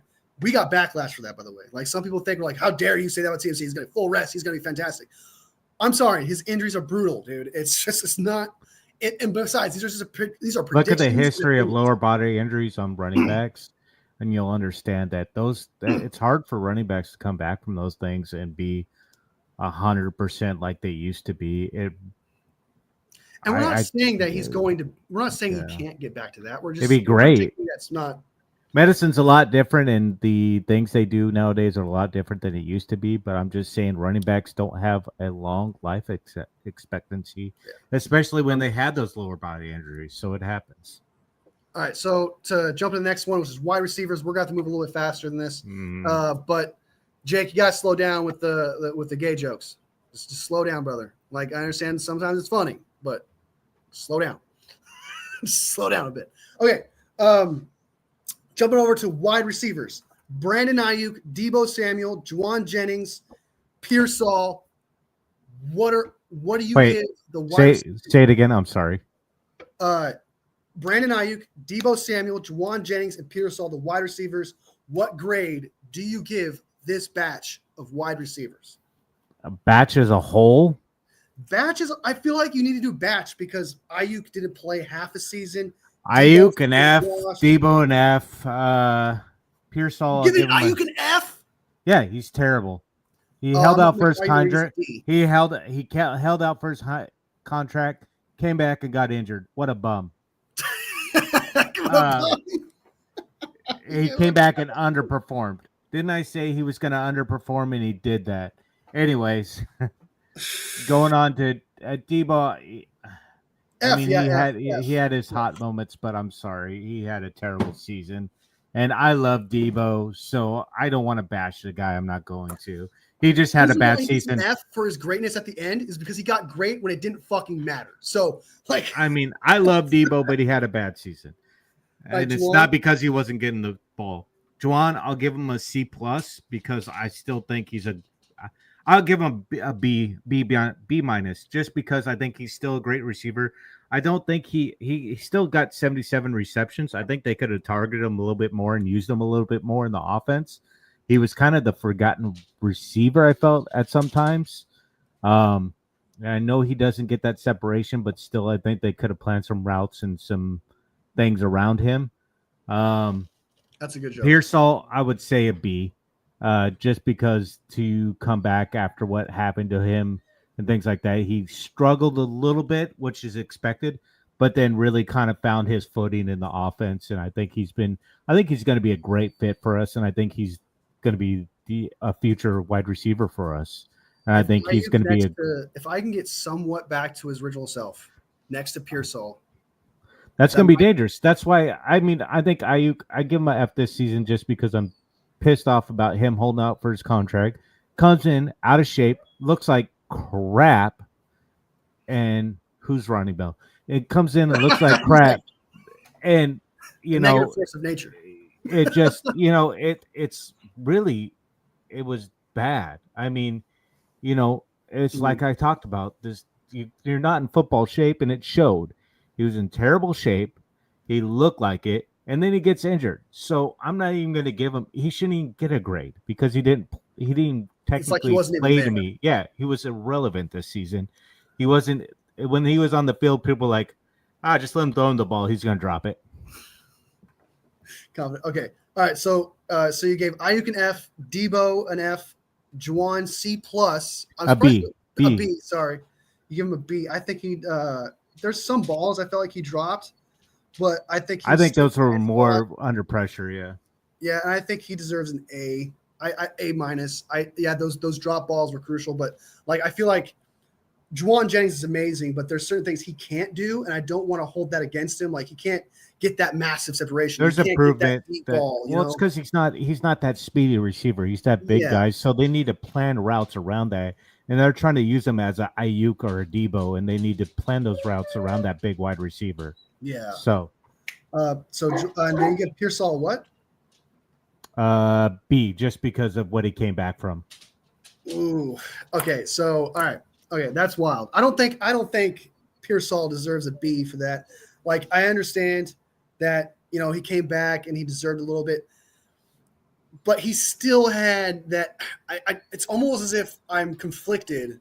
Like I agree with you on some point, but at the same time, it's like the ball was still thrown to him on certain moments where like he should have just kept running on a deep route once, and Purdy threw it deep, and he quit on the route looking back. If you're a That's wide just receiver, man, you need to run in stride and look back. That was well, basically you that's just building rapport with your quarterback, right? That's going to come with time.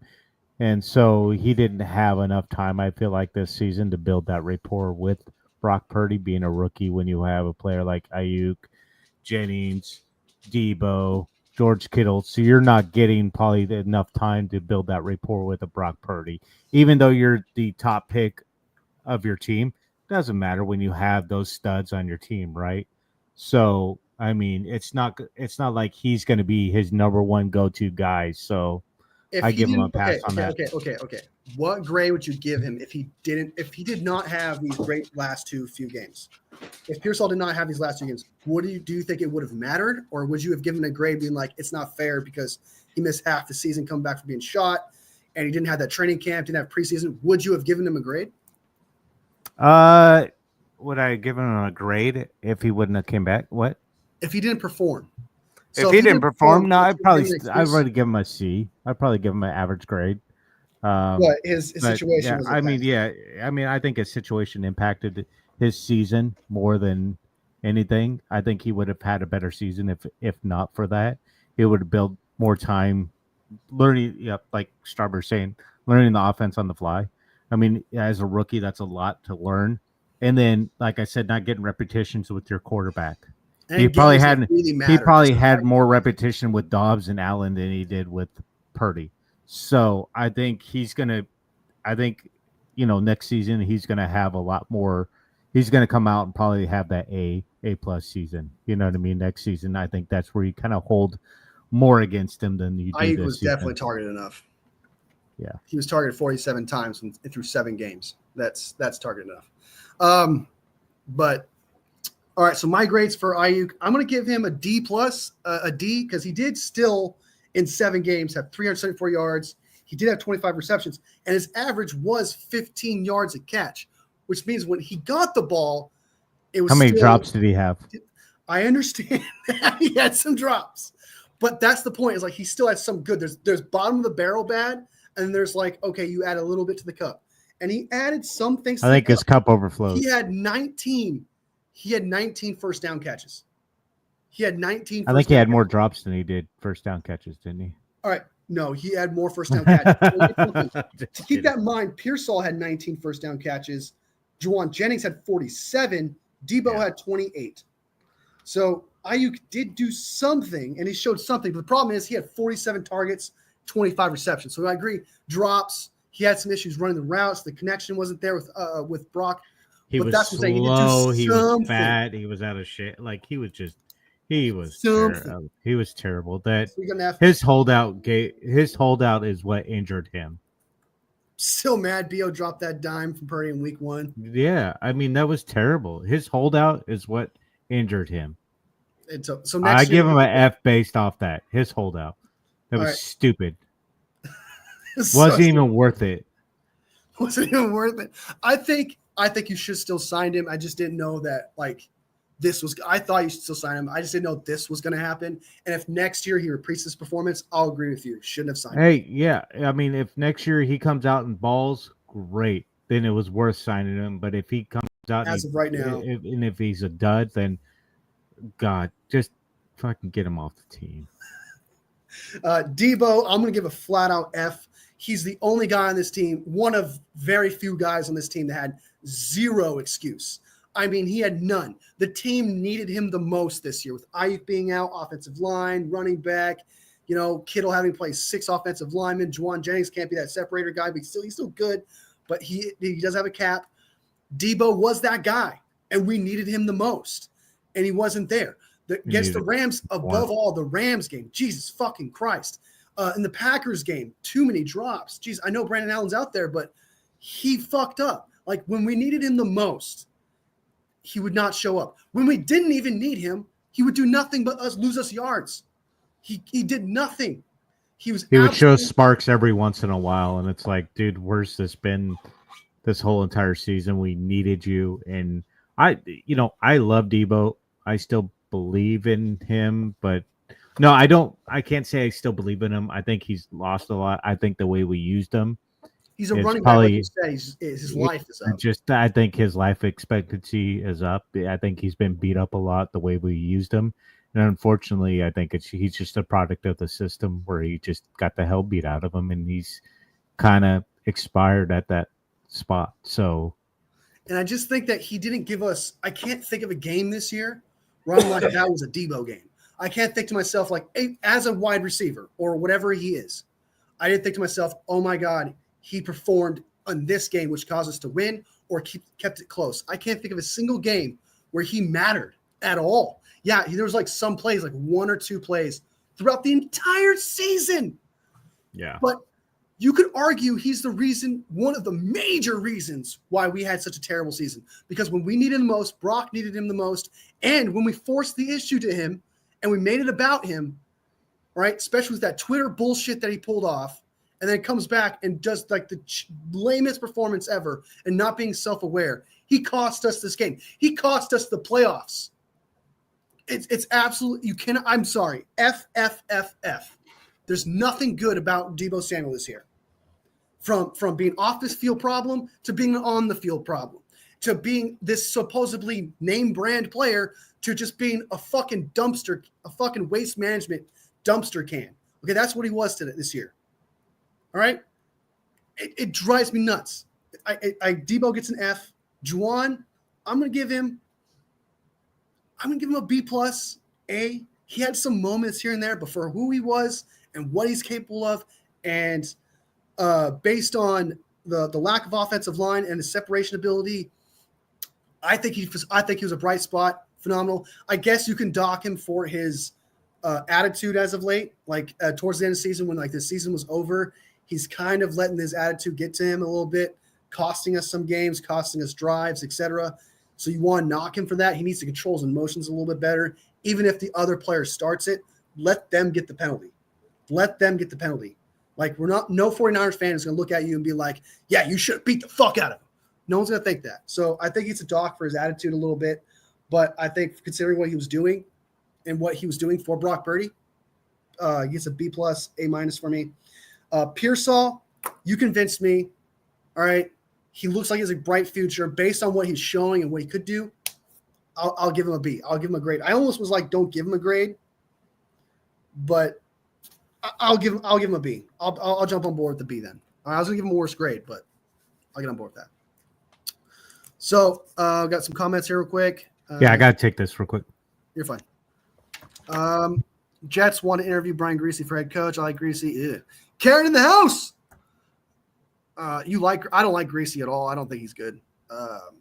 Everyone says Purdy's a system quarterback. Debo's a product of the system. I agree. Debo can't get open. He needs jet sweeps. He needs screams. I agree with that. That's actually a good point. Like, without a doubt, Debo is a system back for sure. Because he wouldn't work in like other schemes out there, right? Like he wouldn't work with some schemes. So definitely, I agree with that. Jake, I was talking about Brandon. Hello, Papa G. Hey, we're showing some love. That's what I see. Hey, Val. Hey. I could see him on the Raiders. Maybe go back to Tennessee where he went to school. He will get offers. I just don't think Brian Greasy's that good. I don't think he deserves a head coaching job. I'm not a big fan. I'm not the biggest fan of Brian Greasy. Yo, let's talk about the rushing record. No, well, we still have other things to talk about. We're 49ers fans, man. We got to talk about that. That is a subject we'll get to later because we still have to do wild card predictions because Poggy's not going to be here next weekend, so we have to do wild card predictions. We'll get to that. So let's go ahead. While he's gone, I'm going to talk about tight ends real quick and the grade I'm going to give tight ends. Strawberry says Kittle deserves an A plus, A fucking plus. I'm going to give him A minus. B. Actually, you know what? I'm going to give him a B plus. And you'd be like, why the fuck are you giving a Kittle a B plus? What in the world, dude? Here's why. He had some bad drops. He had a couple bad drops. One was a screen and he let it drop. and that's happened a couple times this season. That's a knock. He had 4 fumbles this season. I did not realize that, but Kittle had 4 fumbles this season, which is a career high for him. The most he's ever fumbled in a season was 1 or 2, right? And he lost one time. This year, he lost 2 fumbles. He fumbled 4 times, lost 2, which cost us 2 drives. So you deserve knocks for that. He had drops. He had fumbles. Yes, he did great things. He played phenomenal, had insane plays here and there. Was the best wide receiver probably out of all the wide receivers we had. But Kittle had knocks. He had some knocks. It was his 3rd best season, in my opinion, based on the stats that I saw. But he fumbled and he dropped balls. And when you fumble and drop balls, you need a knock. That's kind of the same thing when we had with Mason. Mason got knocks because he fumbled. And he was not very clutch in some situations. It happens. And, I still think Kittle was phenomenal, right? He's still great, right? But if you're going to grade him based on an overall performance throughout the year, fumbles are bad. Drops are bad. And that you got to get knocked for that. What? I never remember Kittle fumble. Yep, I have it written right here. I went and checked. He had 4 fumbles, 2 lost fumbles. You know what? Let me double check that. You know what? Let me double check that. Give me 1 second. I need to double check that. I may have been wrong. Let me double check that. I may have been wrong. I may have looked. Now that I think about it, I think I looked at the wrong stat. Who'd you accuse of what? I thought. Oh my God! Yep, you're right. Never mind. What'd you say? I was wrong. Who'd you accuse? I never mind. Strawberry. Never mind. I was wrong. What'd he say? Strawberry. I was wrong. I fucked up. What'd you say? Hold on. I need to collect myself because I just embarrassed myself because I completely fucked up a stat. Okay, so Kittle has 4 fumbles career-wise. He didn't fumble this season. 2 fumbles. So I fucked up. I looked at the wrong stat. I looked at the wrong he's total. Completely wrong, Strawberry. Don't listen to him. He's a Kittle career hater, by the way, Strawberry. One time I asked him to trade him because he was injury prone. Stop it. Look, I love Kittle. So look. This is where I fucked up. All right, this is where I fucked up. Okay, see this number here?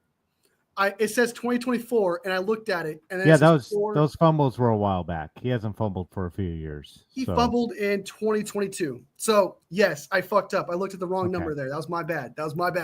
My bad. I embarrassed myself there. I fucked up. You should not be allowed to talk about Kittle. Let's just say that. With that being said, Kittle gets an A+. He dropped balls this year. Did he not? He needed to be targeted a lot more. Yes, he needed to be targeted a lot more, but he did have drops. Did he not? They weren't hard throws. They weren't like crazy fucking like thin the needle throws. They were literally just grab and go. He would go like this and look away from the ball and drop it. Kittle was the whole offense this season. Let's be honest. He was the only. Juwan. He was better than Juwan. Let's be honest. Kittle was the offense this season. Like, you get the ball to Kittle. That's what we kept saying every game. Wins. Kittle's the offense. We got 6 wins. We should have got more wins if they would have thrown the ball to Kittle more. He had 94 targets, which is I think they could have targeted it. I mean, we said they needed to get the ball to Kittle more. We said that. Tied for 4th most targets he's gotten in his time. Yeah, he should have got more targets. But I think him and Juwan probably needed more targets this season. But it's like you said, Juwan. I think Juwan has problems with the system more than he does with the separation issue. Just because, like I said, Juwan's not a speedster. He's not this guy that's gonna create that big separation. Like, you got to create routes for Juwan to help him, and Kyle's system just doesn't help Juwan Jennings. Like, big wide receivers just don't work well in it's a get open kind of type scheme. Yeah. And so Shanahan really needs to do that for him. But I think Kittle I say A plus. I think the guy is the best offensive player we have on our team this season. CMC was it last Hey, season. I even think Tom Brady Kittle. makes mistakes. Even Tom Brady makes mistakes. Okay, don't compare yourself to Tom Brady there. I am Tom Brady, bro. With my takes. Okay, John Gruden. Oh my god, that hurts, brother. That hurts. That's fucked up.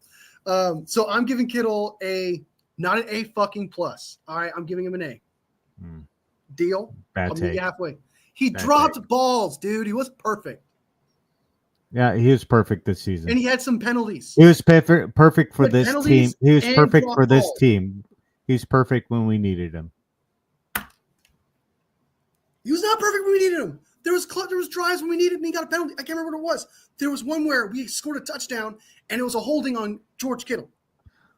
Well, You know what? even George Kittle's biggest fucking op, apparently, because you are. he fumbled. You're a George Kittle hater.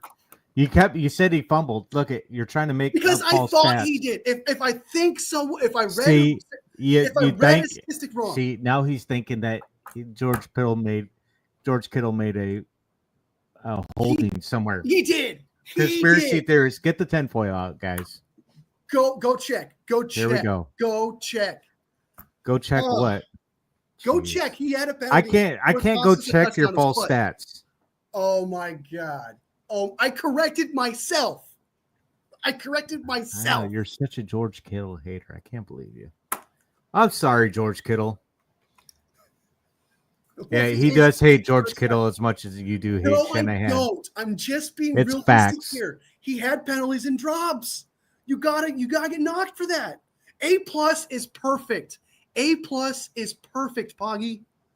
He was perfect for this team, for what this team was.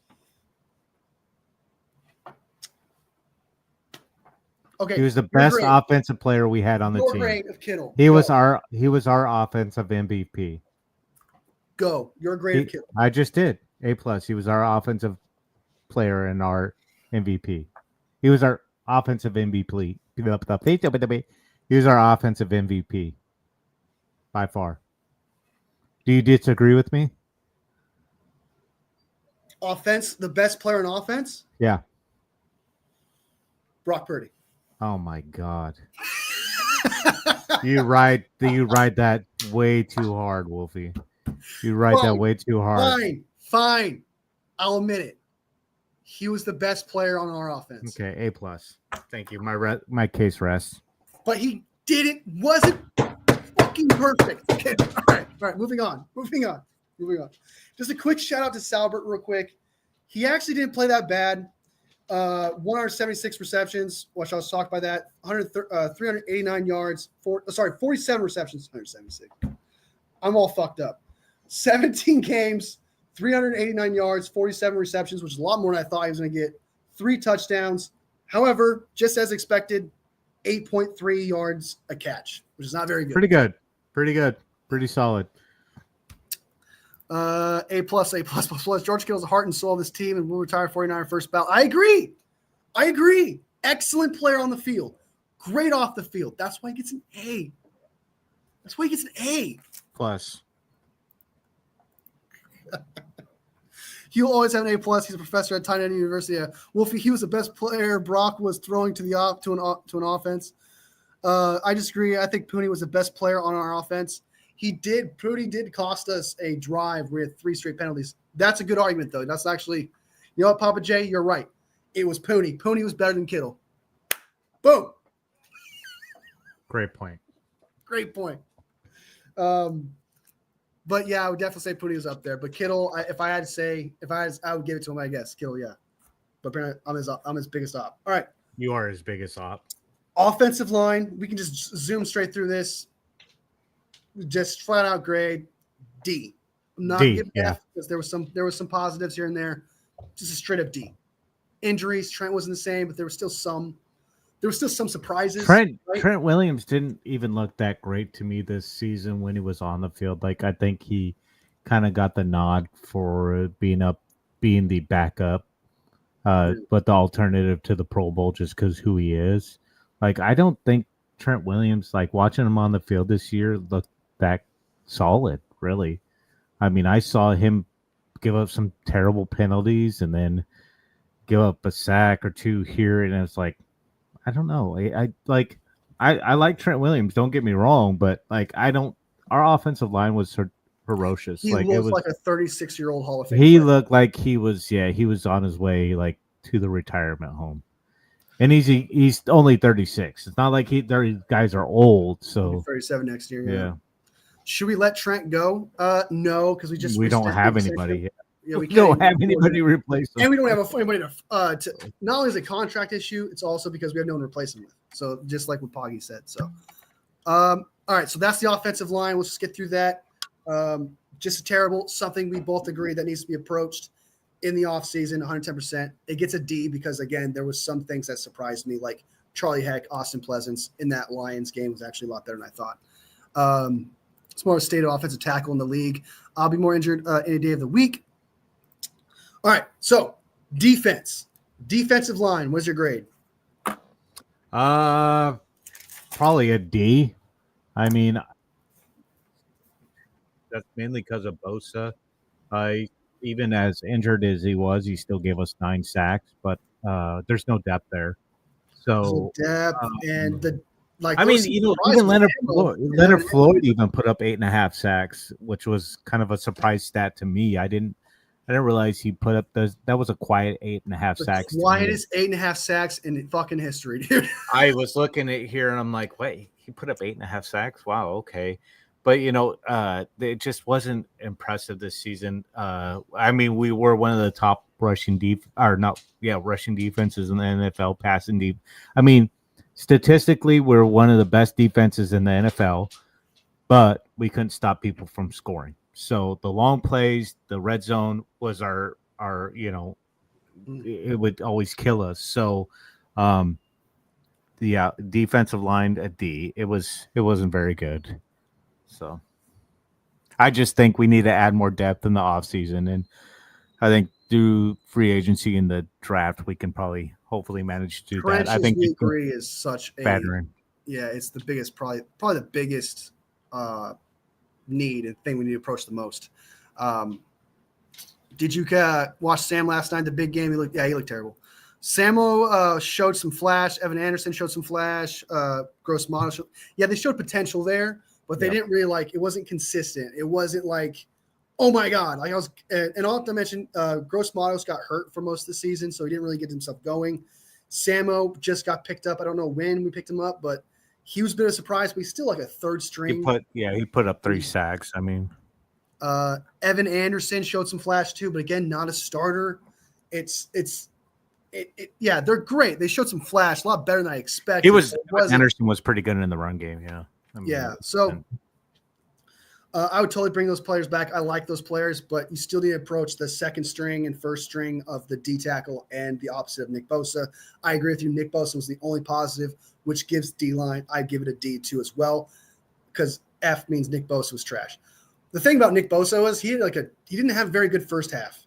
And then the second half, he played phenomenal, got hurt, missed those games, came back and then played phenomenal. It was like, the problem is he's getting hurt, so you got to wonder if he's, it's a product of just not having enough depth at that D line, or is he get injury prone? So you kind of hope that it's not something that's going to continue to happen throughout his career, to where he has a shortened career because of his injuries. So you just hope that if we get more depth there, that it helps him out and he's able to stick around and stay healthy for a full season, maybe. So he is a little bit injury prone, but he's not nearly as injury prone as his brother. His brother is fucking insane. Oh yeah. All right, so let's move on to the next one. We got D-line gets a D grade overall. Just expected a lot more from that fucking line. It's just Leonard Floyd should have played better. Hargrave was gone. I expected more from that. Cost us games. It was terrible. So they get a D. Linebackers. What do you give linebackers? Which were Fred Warner, Dre Greenlaw, technically, D. Winters, and Devondre Campbell. Yeah. I'd give him a solid B. B plus, maybe. Fred Warner's definitely an A plus in my book. Fred Warner's the best linebacker in the NFL. The rest of them, I give the rest of the supporting cast like a B. So I guess maybe a C. They're pretty good. They did all right in the. Generous. I know I'm being a little generous. I think They being did generous well. linebackers, my man. Because I thought they were terrible. I mean, Devondre Campbell did pretty good this year for us. It's mainly because of Fred Warner. I would say it's mainly because of Fred Warner. I mean, I'd say maybe I'll go down to C plus, I guess, because I'm just giving it all. I'm getting Campbell. Yeah, I guess maybe yeah. I don't think Bethune played at all. I think he was just depth. And I don't think Bethune. No, he didn't play. I don't think he's fouls. Bethune. Yeah, no. Campbell. I think he got quite a bit of tackles for us, but yeah, he wasn't pass coverage. He was ferocious. Yeah, I mean what he put up. Let me see stat wise. Let me look at Campbell. He had 44 tackles. So yeah, I mean, Fred Warner's the best linebacker in the NFL. So yeah, I always like D Winters, but I mean, he just yeah, you're a little bit. Yeah, it's hard. There. A little bit of George Kittle-esque favoritism happening there. I mean, yeah, I don't know. Maybe I'm just giving him a higher grade because of Fred Warner. I guess so. Maybe I'm going to say C plus, just because I'm going to say Fred Warner carried the linebacker squad on his shoulders. He was the best player. Best player on defense, Fred Warner. He was better than Bosa this year. He was better than anybody out there on the field when he was probably the best player on the field when he was out there. He was the George Kittle of our defense, an A plus. So you gave him a final C plus grade? Yeah, I'm gonna say George Kittle carried that linebacker squad. It's hard to give him a lower grade than that. I think George Kittle, Fred Warner. I think there was a lot of the offenses took advantage of those linebackers. They were terrible, which goes against the grade. Like they knew to go towards Devondre Campbell, they knew to go towards D Winters, and it was bad. And I know that Fred Warner was phenomenal, but I give Fred an A plus. I will not even second guess that. That dude deserves 110% A plus. He carried. With Dre Greenlaw coming in there, I think Dre Greenlaw looked phenomenal when he did play, but is injury prone. I'll give him an A as well. Done. I think he's done. You think he's done? The guy's. Did he even? How many games did he play last season? Like 3, but he got hurt, but he was out for the rest of the year. And just like a CMC, it's just like CMC. When you shove CMC in there, he's bound to get hurt with no practice and no revving up. He literally went into the game with an Achilles tear with no prep. He went in there with no prep. I just don't think he dominated. I just don't think Dre Greenlaw's got it in him. That's such a hard. The way he plays is such a hard position for him to continue to play at that level. C minus. I'm giving linebackers a C minus here because I know Fred did great, and that's the only thing. If it wasn't for Fred, this would be an F. Campbell's terrible. Campbell's terrible. Yeah. Campbell was terrible. Not worth the headache and problem. Yeah, it's brutal. No. Yeah. All right, so let's go ahead and jump into the next one real quick. Cornerback. I mean. Cornerbacks as a whole. Are you talking about all defensive backs, safeties included? Yeah, because our passing defense was actually pretty decent this season. You can single out somebody who was bad, but overall, I feel like them as a group. Overall as a group, I'd say B minus. I think we had pretty good. Lenore really came on this season. I think Lenore's proven himself to be. I think he kind of got snubbed for the Pro Bowl, so I think he's really shown how good he is. We played quite a few different safeties this year, and I love seeing Hufanga out there, his hair flying around when he came in. So yeah, I'd say B minus. There are, but once again, the red zone did kill us. Yadam a B minus, yeah. Yadam was a D at tops, dude. He was terrible. I thought Yadam was atrocious. He was the weakest link in the entire corner situation. J.R. Brown was pretty good. I like J.R. Brown. Jair Brown, I thought was playing a lot. A lot of people here don't really like Jair Brown. Really? Wolfpack here, they're not a big fan of him as this year. But he had that sophomore slump, and I actually thought he was pretty good. He had some miscues in there, but I thought he had a pretty decent season. Yeah, So, I'm giving Green. I thought Green played phenomenal. I thought I Lenore played I like phenomenal. the kid. Ward I think played Green's good. got a future on the team. I think give him a season or two, couple seasons, and he'll be a pretty solid corner. I thought Yadam was the only negative. So I would agree with you. I'm gonna give him a B plus just because I thought they were so good that if this defense had a pass rush, Jesus Christ, corners would be feeding. Yadam was a weakness, and the Lions did that. They constantly picked on Yadam left and right, and he got played. So I'm gonna go ahead and give him a B plus. You're gonna give him what was it, a B? Yeah. A B? Okay. So let's move on to the next one. Safeties. Well, we just did DBs. Oh, I said cornerbacks, but I know. Sorry. Oh, okay. Yeah, I included all of them in there. Oh, if you include all of them, then I'm giving the corners B plus, and then I'm gonna give the safeties. I'm gonna give them a B. Yeah, I mean that's right. I where thought I'm they at. could have played better. They had some mistakes here and there.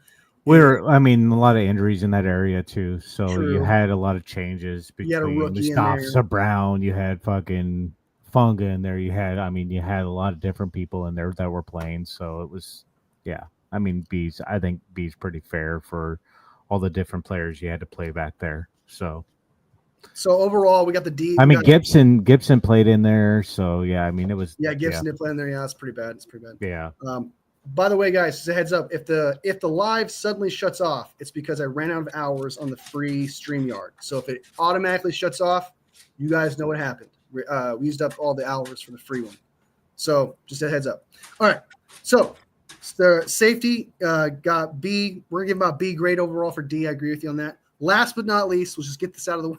I know I keep saying that, but Jake Moody, the kicker and punter.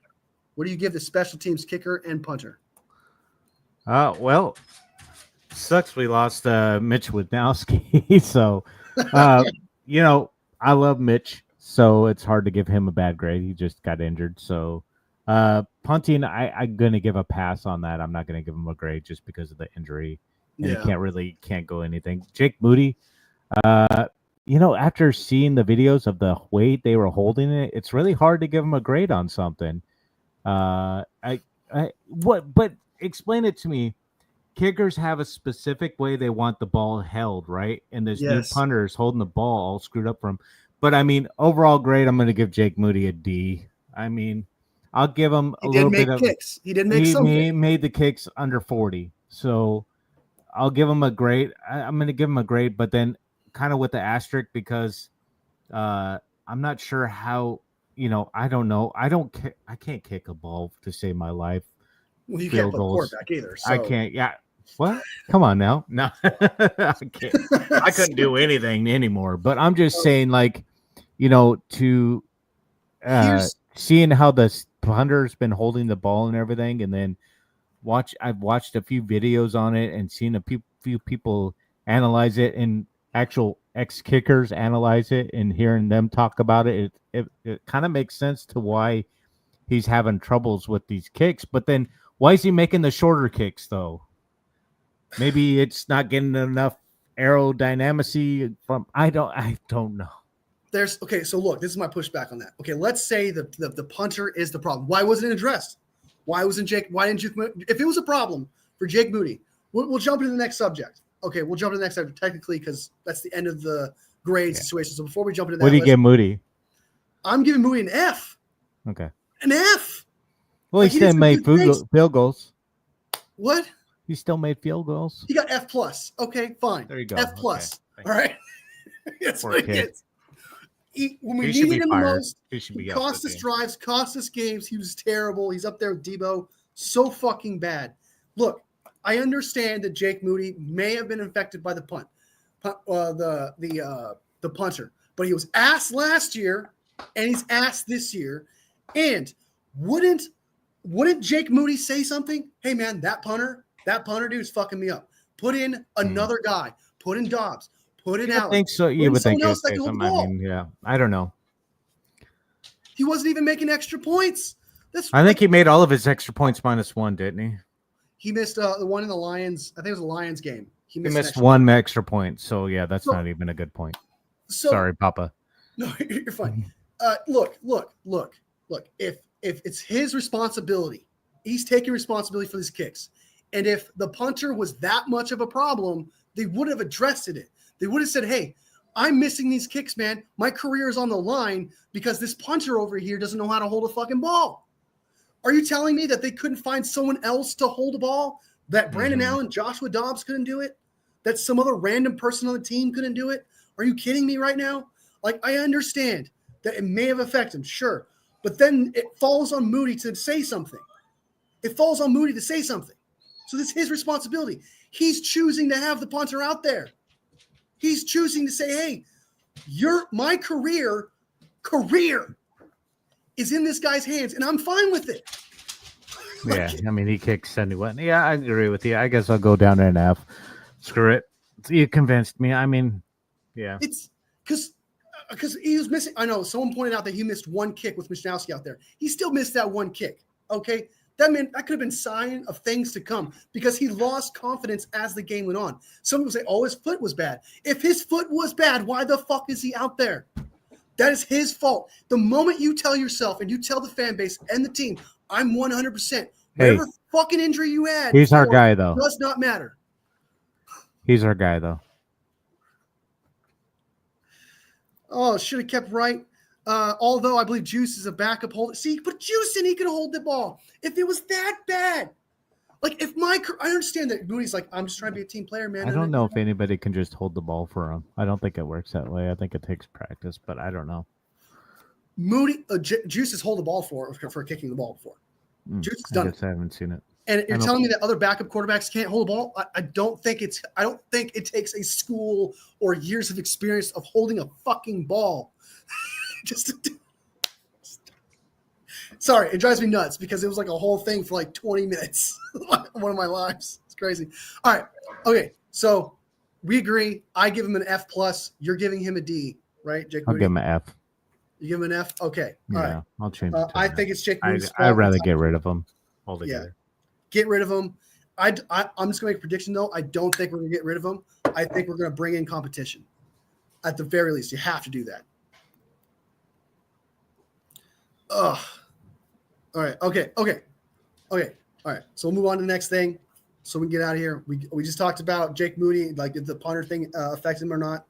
And we just got through grades. Now let's go ahead and jump into the weekend wild card predictions. We're done with all the 49er stuff. Oh, yeah, Poggy's gone. He's got to take care of something real quick. But we're going to jump into the wild card predictions. We obviously got the Lions, number 1 seed. They're not playing next week. The Kansas City Chiefs are not playing next week. Let's see who we predict to win these games, and then we're going to bounce out. We're going to take off out of here. Sorry, Jake, for not talking about Saquon, but that's really just a back end conversation. All right, let's jump into the wild card. You got the list, my man. Shoot. Chargers, Texans. Chargers. Yeah. I may be a Herbert hater, but Texans are looking like the weak link of next to the Steelers. Go Chargers. Steelers, Ravens. Steelers and Ravens, they no matter what they do, they always have like. That's one of those weird games, yeah. But I think Ravens will pull it out. I don't know. You have Russell Wilson too. That's a veteran quarterback that has had odd games where he's really come and balled out, right? But I'm gonna go Ravens. I think Lamar. Well, Lamar really struggles, boy. No, I'm gonna say Ravens. I don't think he played very. A lot of people. He doesn't play well in the. He doesn't play. No, he doesn't play well in the playoffs either. But I'm gonna say Ravens. You're gonna say Ravens? Yeah. I so want to just because I hate Pittsburgh so much, but I also agree with you on that. I don't think Lamar has not proven. He may prove it this year, but he has. I really hope he does. I'd rather see somebody besides KC, and I think Ravens could be that team, or the Bills. You know. So, I don't know. I really want to see somebody beat them, and I don't think Pittsburgh is that team, honestly. I don't think Pittsburgh. I don't think Ravens are either, just because Lamar in that product. But I guess there's more potential in the Lamar Ravens. Has more potential to be that guy. I'll go Ravens as well. So we got Chargers, Ravens. What's the next one we got? Broncos, Bills. I feel like Dare I go Broncos here? I'd like to say Broncos, but I think Bills gives the best chance to go to the Super Bowl. You're just thinking. You're Yeah, like, I'm thinking about who's going to beat the Wolfie. Chiefs. Yes, I want the Broncos to win. Yes, but I want to see somebody beat the Chiefs, right? Like I want somebody to beat the Chiefs. So I'm going to go for screw it. I'm just going to go with my heart. I'm going to go with the Broncos because I want to see Bo Nix win.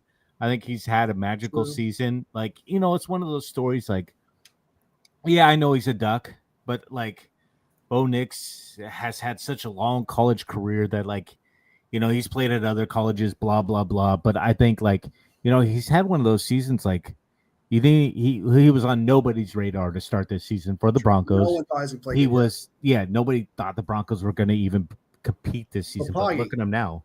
Well, here's a variable though. This is the playoffs. This is a different beast. Are you sure? I think he can. I don't think Bo Nix is going to be shook by that competition. But you know what? It's going to be in Buffalo. It's probably going to be under 20 feet of snow. So, Buffalo performs in that atmosphere. So I think Buffalo ends up winning, but I want to go for Broncos. You're going for Broncos? I'm going for Broncos, but I think Buffalo. I think Buffalo's going to win. If I'm being real, Buffalo's going to win. But I'm going for the Broncos, obviously. Oh, same here. I like that story. Even though I'm not the biggest fan of Bo Nix and I'm not the hugest Oregon fan like you are, but I kind of like the Bo Nix story. I kind of like the vibe of that. It's a cool story because he wasn't even on my radar. I'm like, I was thinking he's lucky if he's going to be a third string quarterback this season. Like, I didn't think he was that good even when he was in Oregon. Like, people are like, oh yeah, Bo Nix. And all of a sudden it's like, whoa, he's actually playing pretty good. Who do you think is going to go further, Herbert or Bo Nix? Who do you believe? Herbert's an NFL quarterback. So I think they both had their own playing style. So you really can't compare the two. So Bo Nix is a lot different than Justin Herbert. So. Okay. Chargers, Ravens, Bills. What's the next one? What we got? Packers, Eagles. Broncos getting hoof stomped. Like, you guys think do you think the Broncos are going to get crushed by the Bills? Like, I don't think they're crushed. I think that defense. I don't know. We'll see. Yeah, Broncos defense is pretty good. Packers, Eagles. I think Eagles win that. Eagles, yeah. I think the Packers have shown a little bit of holes and some weaknesses, and the Eagles can clearly dominate with McPhee, whatever his name is, and Pickett. Okay, they can score 20-plus points. That defense is good. Sadly, the Eagles are going to beat the Packers. I'm kind of over the Eagles thing, to be honest with you. Like, I don't even care about the Eagles anymore. I'd rather see them. Yeah. Well, you're not on social media enough or stuff like that, so you're not feeling the animosity. You're not feeling that rivalry. I kind of don't care about them that much. The only team I don't like that's in the playoffs right now are the Chiefs. True. Go Nikita. Go Nikita, one of our part of the Wolf Pack. She's a huge Eagles fan. All respect to her. We got the Eagles winning this game. Poggy just said he has no more animosity. I still have the animosity. Still there. But I think the Eagles are going to beat the Packers. I just think the Packers, like we said, there's just too much. They're not even in our division to give me a rivalry to them. So there's not enough there to history between us, I think, to give us. It's not like, in the 90s when you were back and forth with the Cowboys in the NFC Championship. Yeah. So, it's not like that. There's not that old school rivalry there. Commanders, Buccaneers. I'm going to go. Geez, this is a tough one. Actually kind of tough. Commanders. Did they play it? I think they played it earlier this year.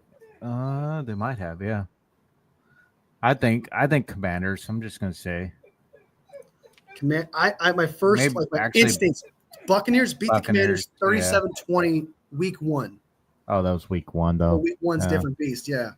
Hey, so is playoffs though. You got the more veteran team in the Buccaneers. Well, you do have the Bucks. You do have the Bucks a little bit more experience than the Commanders. Commanders are a young team, so you would kind of give it to that more experience in the. That's my dog whining, by the way. You give it more to the Bucks than the Commanders. So, yeah, I'm gonna say Commanders just because I want to go against the grain on that one, and I don't really care about that. I don't care about that game very much. I like Jaden Daniels. I love that quarterback. I believe in him. I think he's got great potential. His So future's do I. fantastic. I believed in this team. I want to take credit, by the way, real quick. I believed in this team from the start. I said from the start of the season, they're going to surprise people. They're going to do great. They're going to be fantastic, and they were. Everyone wanted to give Dan Quinn shit for that 28-3 and say he wasn't a good head coach. He made the fucking Super Bowl. Okay. All right. So Commanders, but everyone else is like Bucks. Mm-hmm. Vikings, Rams. Saints almost gave him problems. Yeah. What was Vikings, Rams. Rams. You know, I don't hold that much animosity against the Rams either. They haven't really been a rival. They're rivals. They really haven't done nothing against us. I mean, it's been a while since they've actually competed. It's not like they're going to go very far, but I think the Vikings are going to beat them. To be honest, I think the Vikings defense is way better. Rams made it. I think they played earlier this year too, right? Probably. Yeah, I think the Vikings probably dominated them. You know, just for that simple fact, I don't want that storyline to read, oh, Sam Darnold's that quarterback. Rams beat him 30-20. It was like week 5, week 10, week 6. Yeah, I'm just going to say Rams, and then they'll be done in the next week. I mean, they're going to end up playing the Lions the next week, and then Lions are just going to absolutely hammer them. So you got the Rams just beat the Lions. It was the Bills. Never mind. No, yeah, no, the Rams actually they're not the lowest seed, so I think the Rams will still lose whoever they play against. So I'm not. So yeah, I agree, Brian. I think they're the frauds of the West, but who cares? Like, they're not. To me, they're not the Seahawks. So if it was the Seahawks, I would definitely go against them. They're the one of those teams that I can't stand the most because of that rivalry we've held against them for so long. The Rams, we haven't had that much of a rivalry against them. Like there hasn't been that much animosity against the two teams. Like when you think of a rivalry, think of back of the Sherman days, the boom. Well, you're comparing like I'm talking about. That's what I mean when I have a lot of animosity towards a team. It's the Seahawks. Okay, I know there are inner rivals, but I'd rather not hear about Sam Darnold's taking the Vikings further in the he's that quarterback that should replace Purdy. He would have to win the Super Bowl. Off it, guys. Like no, he wouldn't. Like they'd see him win a playoff game and they're gonna be like still feeding the masses of the idiocracy of this replacing Purdy thing. So I'd rather see the Rams win. You got to keep in mind, in our chat, we have a lot of people who are from Rondo Sports who have a lot of Rams haters on his chat. So there's a lot of animosity towards the Rams in our chat right now because of from that chat as well. Care about the Rams. So Rams are irrelevant to me. You don't see our comment section because you don't check the comment section, but I do get a lot of Rams haters saying like Darnold's 10 times better. You guys suck. Like I see it a lot. So I disagree. I see the animosity and I do agree with you. I think the Rams are going to win this game. I'm not going to let my hate for the Rams overcome who I think is going to win. And I do agree. I think the Rams are going to win this game. I think they'll win the game. Not that I want them to win. I don't want either of these teams to win. So I mean, right? It's kind of one of those games you don't want either of these teams to be in there. So the Vikings is going to probably go to divisional and lose there, but I'd rather both of these teams just lose. Yeah. Okay. Yeah. What's up, girl? That's a boy, but he whines like a girl. What's up, boy? What's up, girl? Can they tie? Sadly not. Don't you wish? No, it's gonna be what it is. So. All right, so you got the Rams. Everyone else, I'm sure, has got the Vikings. Someone here said the Rams. What was it? Strawberry's got the Rams. I know that 49ers, Brian, do you not get the I know everyone else probably has the Vikings winning this because they hate the Rams so much, but I got the Rams too. I think they're just Sean McVay, Matthew Stafford. I think that veteran team against young quarterback and Sam Darnold, I mean, they're going to know how to play against him and beat him in the playoffs. So, I mean, he looked terrible against the Lions, and they're going to know what to do. They're going to read that blueprint of what the Lions did and do that against them. So. Well, the blueprint is really just is the game important? That's really. No, I think they can get pressure to Darnold too, though. I think Yes, they can it's really true. pressure him. So, But it's like it's not. I'm not trying to jump into another game here and talk about that. Yeah. But with Darnold, it was like he was missing reads. It wasn't like he was making poor throws. It was like, well, yes, he was making poor throws, but he was also missing wide open players all the fucking time. Like there's multiple plays where you go in the red zone where they have multiple opportunities to score. If he just throws it, first read throws it, it's a touchdown. He had a hard time multiple that game, times. Yeah, he felt the scared. pressure of that game for sure. So And I think in the playoffs, same thing's gonna happen. He's gonna get scared. So all right, so it's Rams. Is that the last one? Yep. All right, so Rams. Let's go over it real quick. We agree on every single one of them. Chargers over the what was it? Chargers over what? Texans. Chargers over Texans. I agree with that. Ravens over Steelers. That's a tough one just because That's kind of a toss up. Yeah. Yeah. Bills over Broncos. We both agree. We want the Broncos to win, but the Bills are the Bills right now. You got the MVP over there. Eagles over who's the Eagles again? Eagles over the Packers. Eagles over the Packers. It just makes sense. I'd be kind of shocked if they lose, really, to be honest with you. I'd be kind of happy, but I'd be kind of shocked. Commanders over Buccaneers. That one just depends because Buccaneers can play phenomenal. Yep. And then they just play like it's another veteran team going against a young team. So I think that could be one of those games again that go either way. It just depends on where the ball falls, Yeah, Stafford's interception king. Yeah, I know, but he makes the plays when he has to, despite those interceptions. He's got so much experience in the playoffs, and he's won a Super Bowl. So it's one of those players that can make it happen. It's not like he's some guy going in there that's never played in the playoffs. Yeah. So, all right, those are our predictions. Are you guys doing a postseason bet? I think we agreed on all the games, though, didn't we? Yeah. I guess we could do that if you want to do that. You want to do a postseason? We could talk about it. Yeah. We talk about it. If we agree on all the games already, so it's not like it's going to affect anything. But we'll talk about it, and then we'll think of a punishment. We'll do one with you, Papa J. Right. You got to give us an essay on how much Kyle Shanahan is the greatest head coach of all time for the 49ers. Mm-hmm. And that's what you got to do. I'm sure there's still people who prefer Donald Purdy. Yeah, for sure. They're definitely out there. I call them ABB crowd. I don't know what that means. But all right. That is everything we talked about. We gave the grades to the entire offense, went through it, gave our opinions. We had some disagreements. I'm a Kittle hater, apparently. Also a Jake Moody hater. Kittle hater. All right. I mean, being a Jake Moody hater isn't that hard. Yeah, so it's not like that's a hot take. Anyone but Brock. Gotcha. That's the ABB crowd. Anybody but Brock. Yeah, I kind of like that, actually. It's kind of dope. I agree with that. And for the most part, I think we agreed on everything, where we came from. We came to the grades. We knew the players that were good and weren't good. I do think that we were being fair with our criticisms. We weren't saying like the end of the world, bottom. The only person we agreed with that was like bottom was Debo, Jake Moody, and the special teams coach. We're bottom of the barrel. Get rid of them. Move on. They're bad. Mm-hmm. Outside of that, I think everyone else, like the offensive line, yeah, they were bad and terrible, but there were some bright spots. And but that should be fixed and addressed. And that expectation was already bad.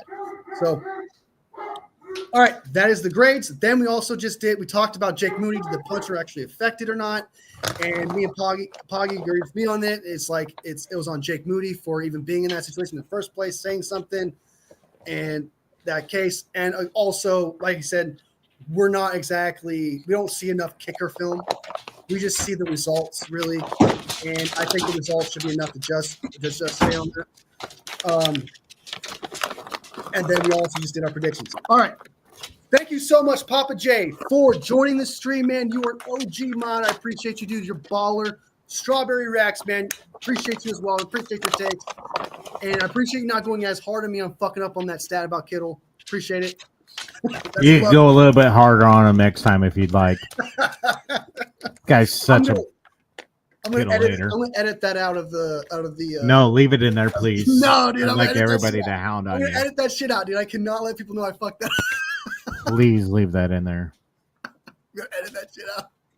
All right. 49 Brian, thank you so much for joining, man. Appreciate you. Karen, thank you so much. You're awesome.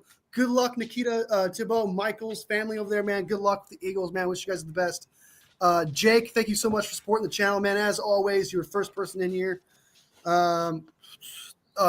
Scott Lacrosse Jr., thank you so much for being part of the stream, man. You always come in, you always support. I'm sure you're liking as well. And there was someone else, man. I swear to God. Sam the Fam Gamer, I just saw it. I did not know he's on here.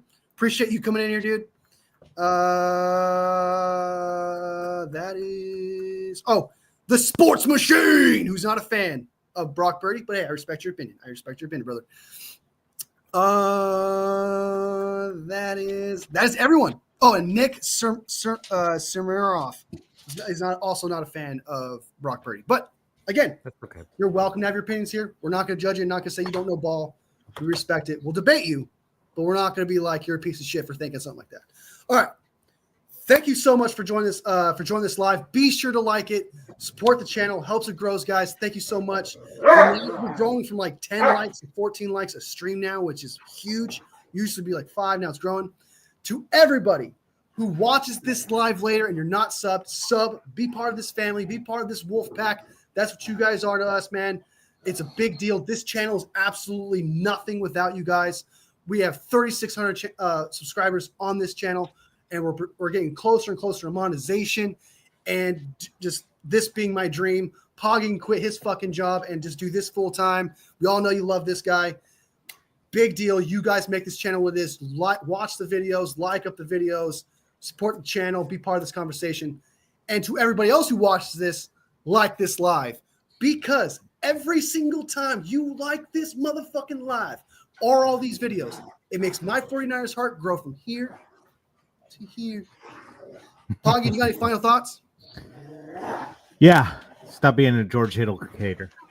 All right, fam. Good to see you, Wolfpack. All love family. Bang, bang, Niner gang. Bang, bang, Niner gang. Bang, bang, Niner gang.